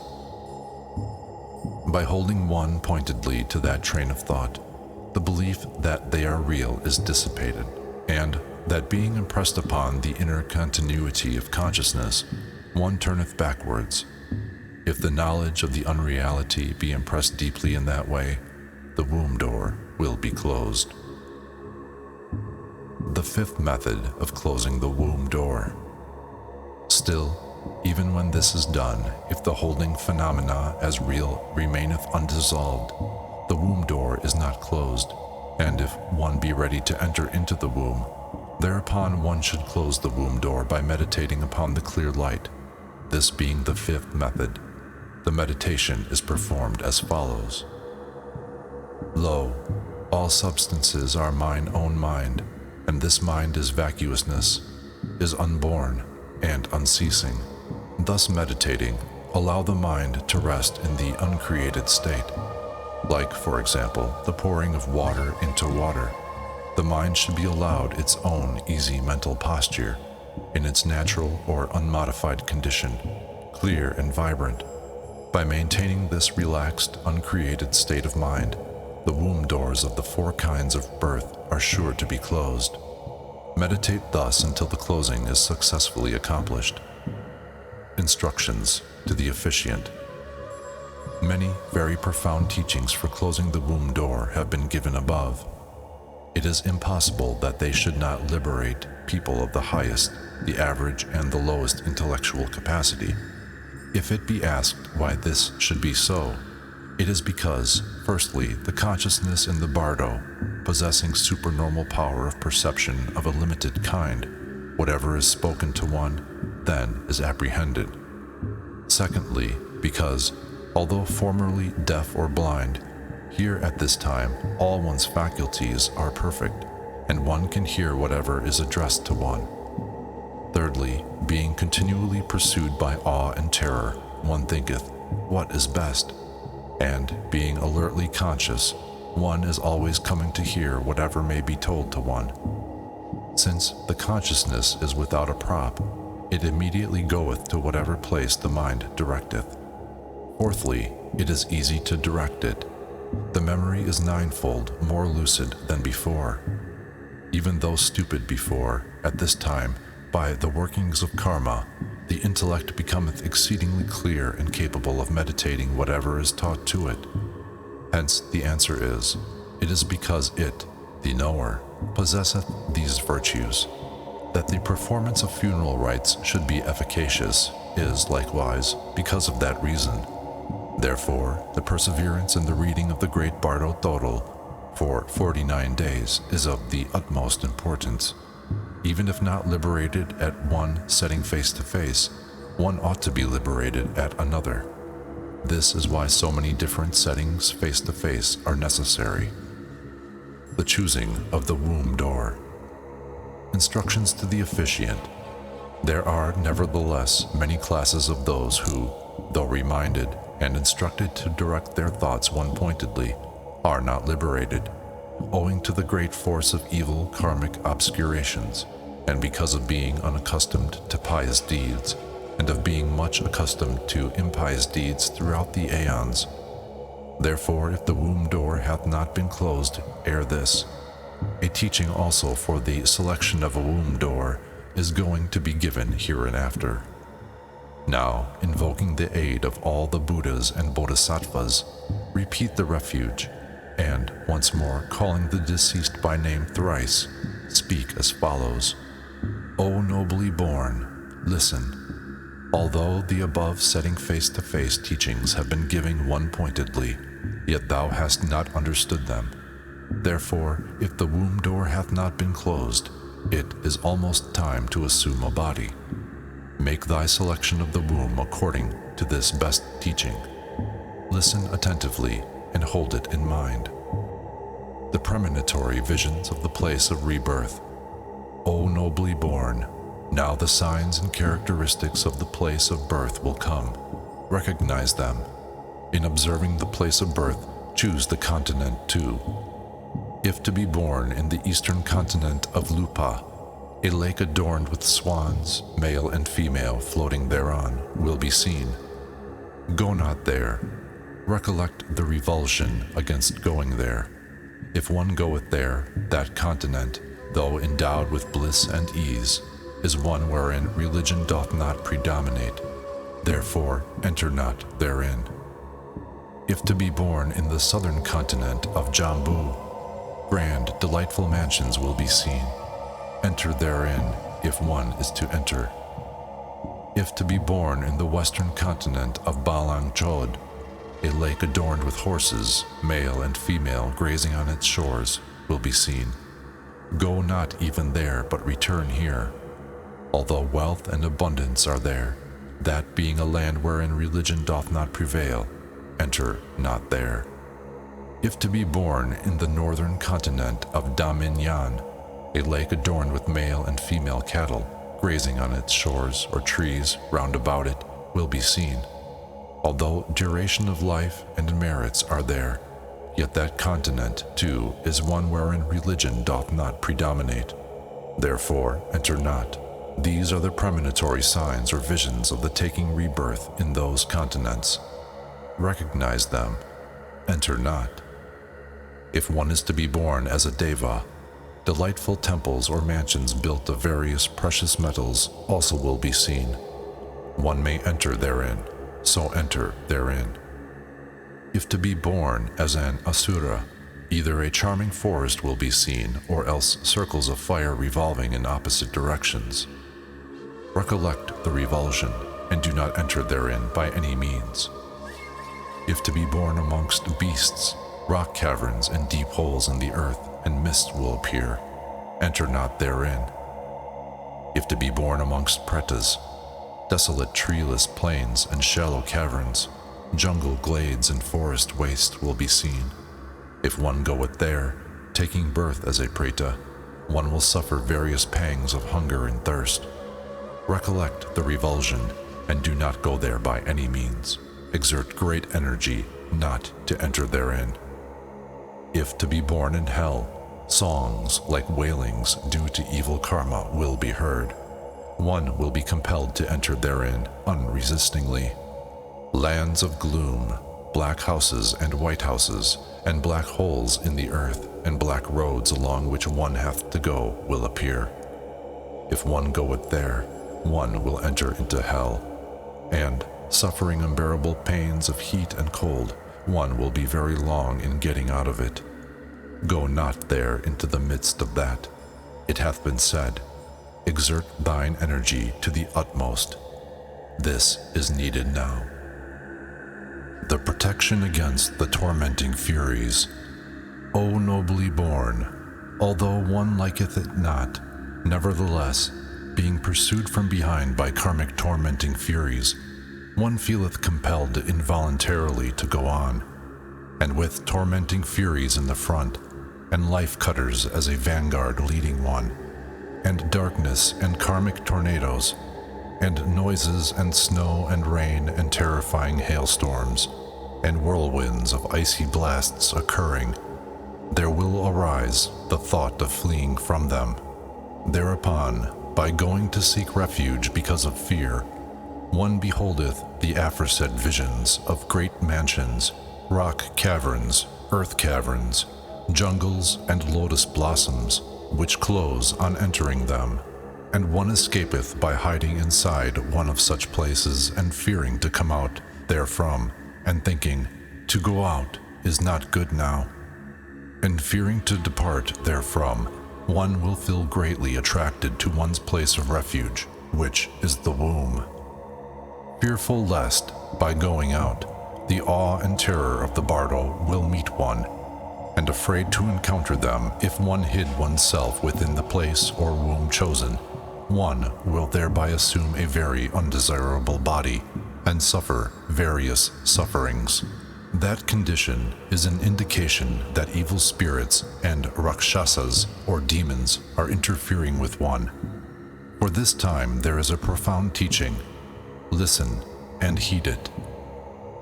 At that time, when the tormenting furies will be in pursuit of thee, and when awe and terror will be occurring, instantaneously visualize either the Supreme Haruka, or Hayagriva, or Varhapani, or any other tutelary deity if thou hast such, perfect of form, huge of body, of massive limbs, wrathful and terrifying in appearance, capable of reducing to dust all mischievous spirits. Visualize it instantaneously. The gift waves and the power of its grace will separate thee from the tormenting furies, and thou wilt obtain the power to select the womb door. This is the vital art of the very profound teaching. Therefore, bear it thoroughly well in mind. O nobly born, the dhyani, or other deities, are born of the power of samadhi, or meditation. Pretas, or unhappy spirits or shades, and malignant spirits of certain orders are those who, by changing their feeling or mental attitude, while in the intermediate state, assumed that very shape which they thereafter retained, and became pretas, evil spirits, and rakshasas, possessed of the power of shape-shifting. All pretas, who exist in space, who traverse the sky, and the 80,000 species of mischievous sprites have become so by changing their feelings while in the mental body on the Bardo plane. At this time, if one can recollect the great symbol teachings concerning the voidness, that will be best. If one be not trained in that, train the mental powers into regarding all things as illusion or maya. Even if this be impossible, be not attracted by anything. By meditating upon the tutelary deity, the great compassionate one, Buddhahood will be obtained in the Sambhoga Kaya. The alternative choosing, supernormal birth or womb birth. If, however, O nobly born, thou hast, because of the influence of karma, to enter into a womb, the teaching for the selection of the womb door will be explained now.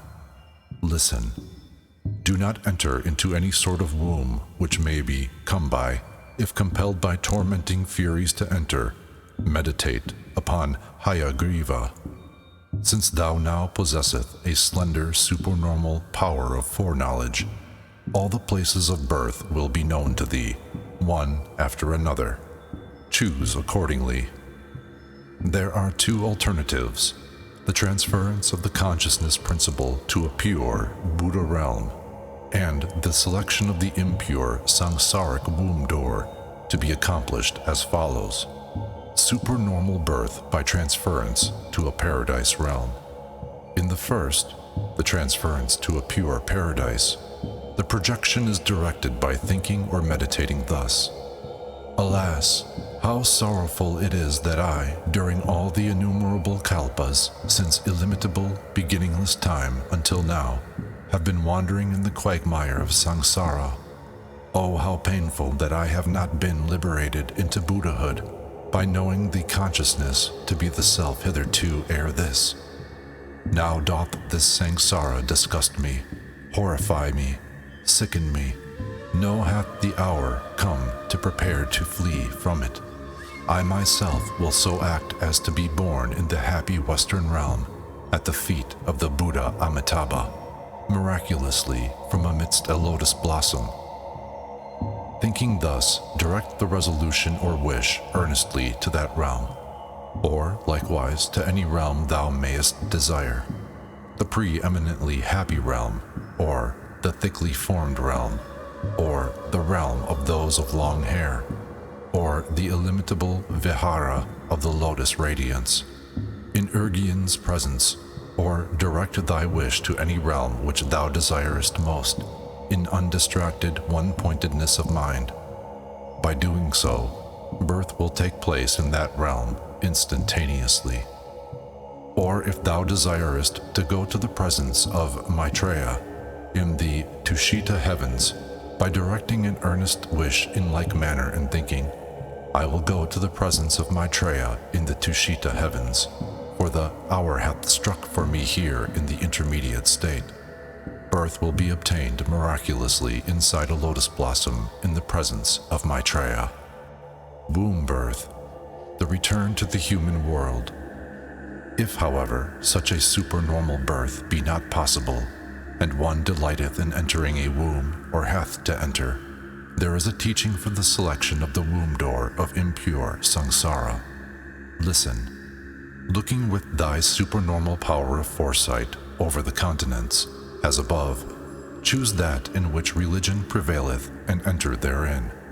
If birth is to be obtained over a heap of impurities, a sensation that is sweet-smelling will attract one towards that impure mass, and birth will be obtained thereby. Whatsoever they, the wombs or visions, may appear to be, do not regard them as they are or seem, and by not being attracted or repelled, a good womb should be chosen.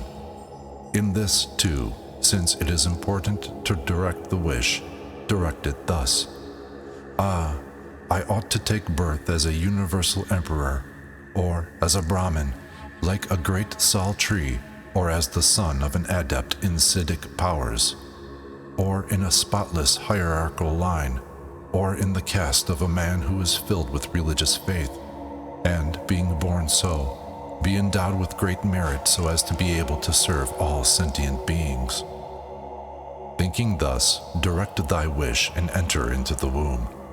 At the same time, emit thy gift waves of grace or goodwill upon the womb which thou art entering, transforming it thereby into a celestial mansion, and believing that the conquerors and their sons, or bodhisattvas, of the 10 directions, and the tutelary deities, especially the Great Compassionate One, are conferring power thereon. Pray unto them, and enter the womb. In selecting the womb door thus, there is a possibility of error. Through the influence of karma, good wombs may appear bad and bad wombs may appear good. Such error is possible. At that time, too, the art of the teaching being important, thereupon do as follows. Even though a womb may appear good, do not be attracted. If it appear bad, have no repulsion towards it. To be free from repulsion and attraction, or from the wish to take or to avoid, to enter in the mood of complete impartiality, is the most profound of arts. Excepting only for the few who have had some practical experience in psychical development, it is difficult to get rid of the remnants of the disease of evil propensities.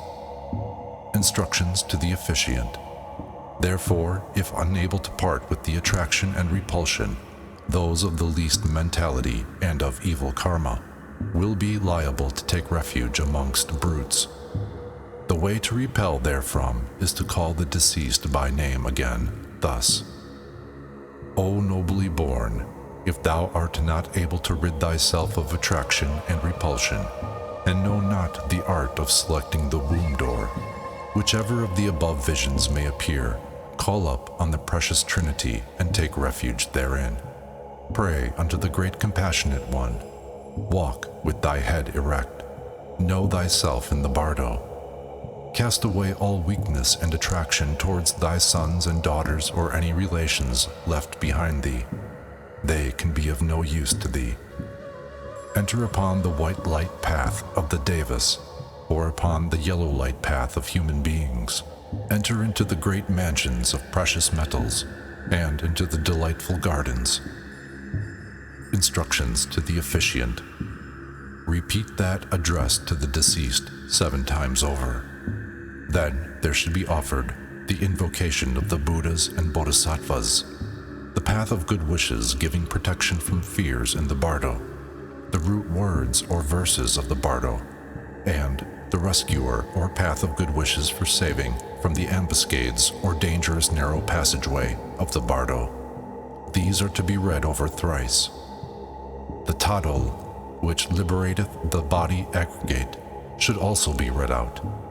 Then, the rite which conferreth of itself liberation in virtue of propensity should be read too. The general conclusion. By the reading of these properly, those devotees or yogis who are advanced in understanding can make the best use of the transference at the moment of death. They need not traverse the intermediate state, but will depart by the great straight upward path. Others who are a little less practiced in things spiritual, recognizing the clear light in the Chonyid Bardo at the moment of death, will go by the upward course. Those lower than these will be liberated, in accordance with their particular abilities and karmic connections, when one or other of the peaceful and wrathful deities dawneth upon them during the succeeding 2 weeks while in the Chonyid Bardo. There being several turning points, liberation should be obtained at one or other of them through recognizing, but those of very weak karmic connections, whose mass of obscuration is great because of evil actions, have to wander downwards and downwards to the Sidpa Bardo. Yet since there are, like the rungs of a ladder, many kinds of settings face-to-face or remindings, liberation should have been obtained at one or at another by recognizing, but those of the weakest karma connections, by not recognizing, fall under the influence of awe and terror.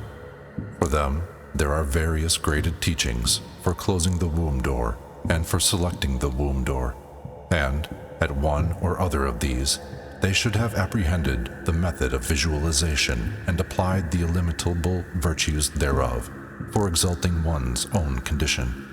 Even the lowest of them, resembling the brute order, will have been able, in virtue of the application of the refuge, to turn from entering into misery, and, obtaining the great boon of a perfectly endowed and freed human body, will, in the next birth, meeting with a guru who is a virtuous friend, obtain the saving vows.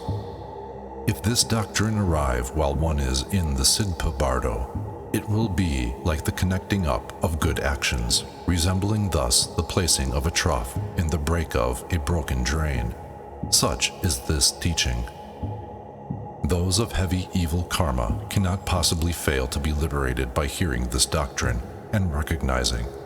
If it be asked why, it is because at that time all the peaceful and wrathful deities being present to receive one, and the Maras and the interrupters likewise coming to receive one along with them, the mere hearing of this doctrine then turneth one's views, and liberation is obtained. For there is not flesh and blood body to depend upon, but a mental body which is easily affected. At whatever distance one may be wandering in the Bardo, one heareth and cometh, for one possesseth the slender sense of supernormal perception and foreknowledge, and, recollecting and apprehending instantaneously, the mind is capable of being changed or influenced. Therefore is it the teaching of great use here. It is like the mechanism of a catapult. It is like the moving of a big wooden beam or log which 100 men cannot carry, but which by being floated upon water can be towed wherever desired in a moment. It is like the controlling of a horse's mouth by means of a bridle. Therefore, going near the body of one who hath passed out of this life, if the body be there, impress this upon the spirit of the deceased vividly again and again, until blood and the yellowish water secretion begin to issue from the nostrils. At that time, the corpse should not be disturbed. The rules to be observed for this impressing to be efficacious are: no animal should be slain on account of the deceased, nor should relatives weep or make mournful wailings near the dead body. Let the family perform virtuous deeds as far as possible. In other ways, too, this great doctrine of the Bardo Thodol, as well as any other religious texts, may be expounded to the dead or dying. If this doctrine be joined to the end of the guide, and recited along with the guide, it becometh very efficacious. In yet other ways it should be recited as often as possible.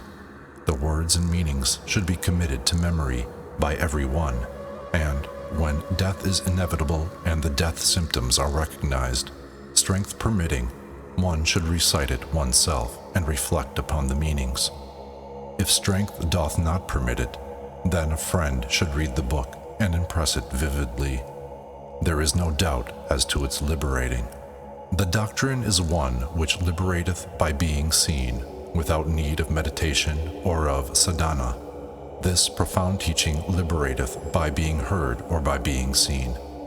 This profound teaching liberateth those of great evil karma through the secret pathway. One should not forget its meaning and the words, even though pursued by 7 mastiffs. By this select teaching, one obtaineth Buddhahood at the moment of death. Were the Buddhas of the 3 times, the past, the present, and the future, to seek, they could not find any doctrine transcending this. Thus is completed the profound heart drops of the Bardo doctrine, called the Bardo Thodol, which liberateth embodied beings. Here endeth the Tibetan Book of the Dead. The Appendix.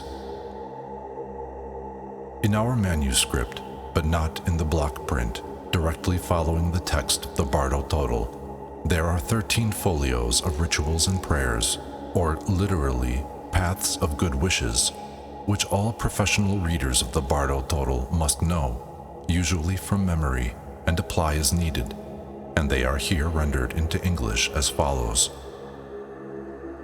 1. The invocation of the Buddhas and Bodhisattvas.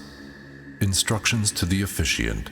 The invoking of the Buddhas and Bodhisattvas for assistance when anyone is dying is thus: offer up to the Trinity whatever actual offerings can be offered by the dying person or by his family, together with mentally created offerings, and, holding in the hand sweet-smelling incense, repeat with great fervency the following: O ye Buddhas and Bodhisattvas, abiding in the 10 directions, endowed with great compassion, endowed with foreknowledge, endowed with the divine eye, endowed with love, affording protection to sentient beings, condescend through the power of your great compassion to come hither.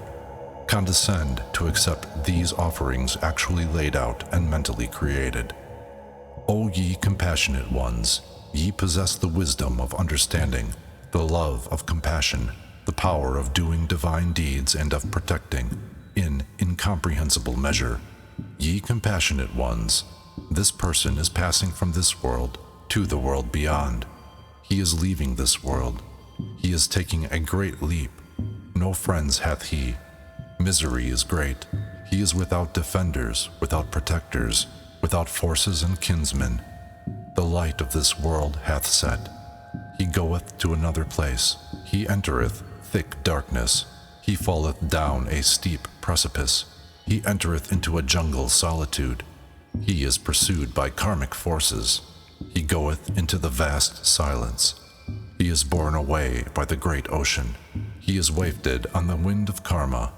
He goeth in the direction where stability existeth not.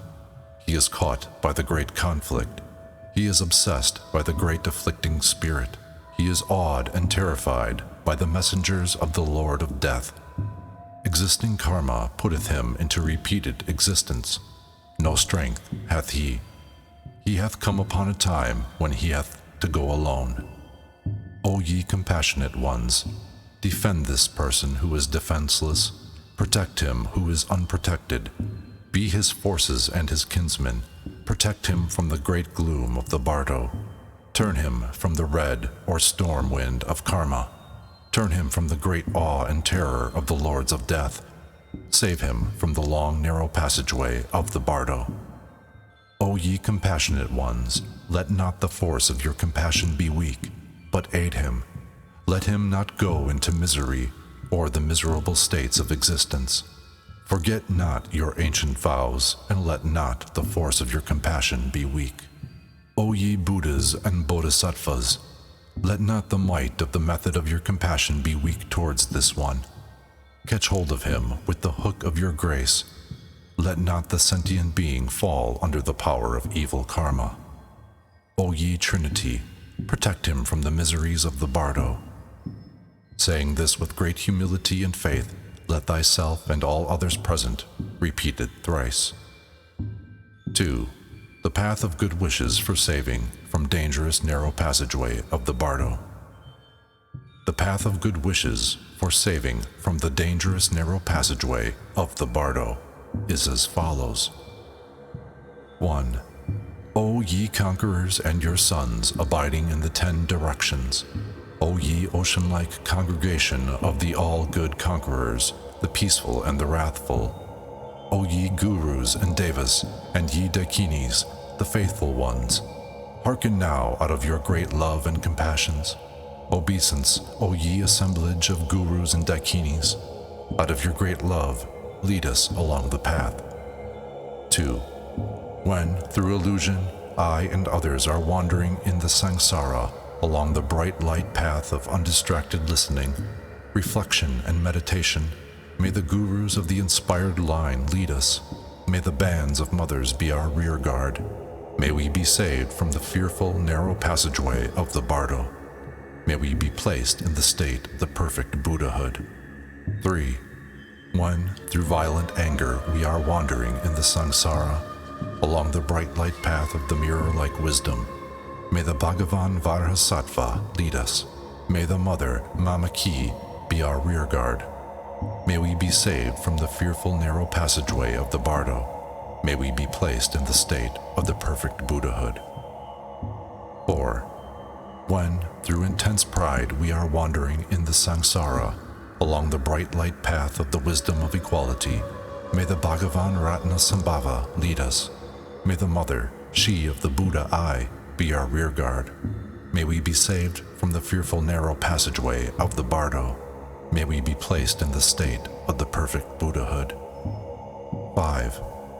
When, through great attachment, we are wandering in the samsara, along the bright light path of the discriminating wisdom, may the Bhagavan Amitabha lead us.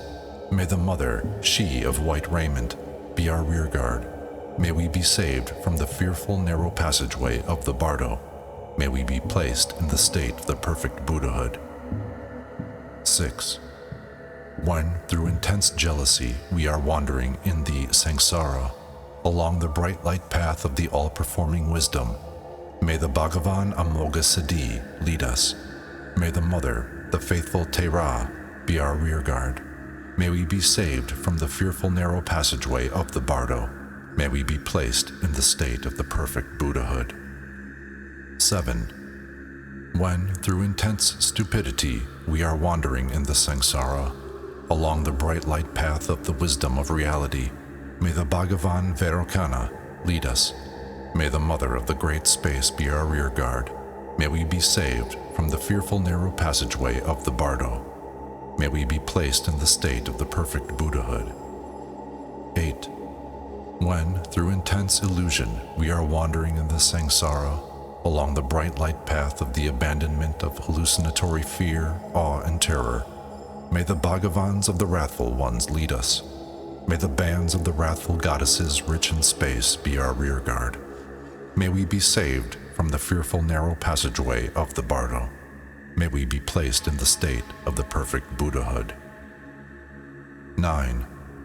When, through intense propensities, we are wandering in the samsara, along the bright light path of the simultaneously born wisdom, may the knowledge holders lead us. May the bands of the mothers, the daikinis, be our rear guard. May we be saved from the fearful narrow passageway of the Bardo. May we be placed in the state of the perfect Buddhahood. 10. May the ethereal elements not rise up as enemies. May it come that we shall see the realm of the blue Buddha. May the watery elements not rise up as enemies. May it come that we shall see the realm of the white Buddha. May the earthy elements not rise up as enemies. May it come that we shall see the realm of the yellow Buddha. May the fiery elements not rise up as enemies. May it come that we shall see the realm of the red Buddha. May the airy elements not rise up as enemies. May it come that we shall see the realm of the green Buddha. May the elements of the rainbow colors not rise up as enemies. May it come that all the realms of the Buddhas will be seen. May it come that all the sounds in the Bardo will be known as one's own sounds. May it come that all the radiances will be known as one's own radiances. May it come that the Chikai will be realized in the Bardo. 3. Here beginneth the root verses of the 6 Bardos. 1. O now, when the birthplace Bardo upon me is dawning, abandoning idleness, there being no idleness in a devotee's life, entering into the reality undistractedly, listening, reflecting, and meditating, carrying on to the path, knowledge of the true nature of appearances and of mind, may the Trikaya be realized. Once that the human form hath been attained, may there be no time or opportunity in which to idle it or human life away. 2. O now when the dream Bardo upon me is dawning, abandoning the inordinate corpse-like sleeping of the sleep of stupidity, may the consciousness undistractedly be kept in its natural state. Grasping the true nature of dreams, may I train myself in the clear light of miraculous transformation. Acting not like the brutes in slothfulness, may the blending of the practicing of the sleep state and actual or waking experience be highly valued by me. 3. O now, when the Dhyana Bardo upon me is dawning, abandoning the whole mass of distractions and illusions, may the mind be kept in the mood of endless, undistracted samadhi. May firmness both in the visualizing and in the perfected stages be obtained. At this time, when meditating one-pointedly, with all other actions put aside, may I not fall under the power of misleading, stupefying passions. 4. O now, when the Bardo of the moment of death upon me is dawning, abandoning attraction and craving and weakness for all worldly things, may I be undistracted in the space of the bright enlightening teachings. May I be able to transfuse myself into the heavenly space of the unborn. The hour hath come to part with this body composed of flesh and blood. May I know the body to be impermanent and illusory. 5. O now, when the Bardo of the reality upon me is dawning, abandoning all awe, fear, and terror of all phenomena, may I recognize whatever appeareth as being mine own thought forms. May I know them to be apparitions in the intermediate state. It hath been said, there arriveth a time when the chief turning point is reached. Fear not the hands of the peaceful and wrathful, who are thine own thought forms. 6. O now, when the Bardo of taking rebirth upon me is dawning, one-pointedly holding fast to a single wish, may I be able to continue the course of good deeds through repeated efforts. May the womb door be closed and the revulsion recollected. The hour hath come when energy and pure love are needed. May I cast off jealousy and meditate upon the Guru, the Father-Mother. 7. O procrastinating one, who thinketh not of the coming of death, devoting thyself to the useless doings in this life, improvident art thou in dissipating thy great opportunity. Mistaken, indeed, will thy purpose be now if thou returnest empty-handed from this life, since the holy Dharma is known to be thy true need. Wilt thou not devote thyself to the holy Dharma even now? Epilogue. Thus say the great adepts in devotion. If the chosen teaching of the Guru be not borne in mind, wilt thou not, O Shishya, be acting even as a traitor to thyself? It is of great importance that these root words be known. 4.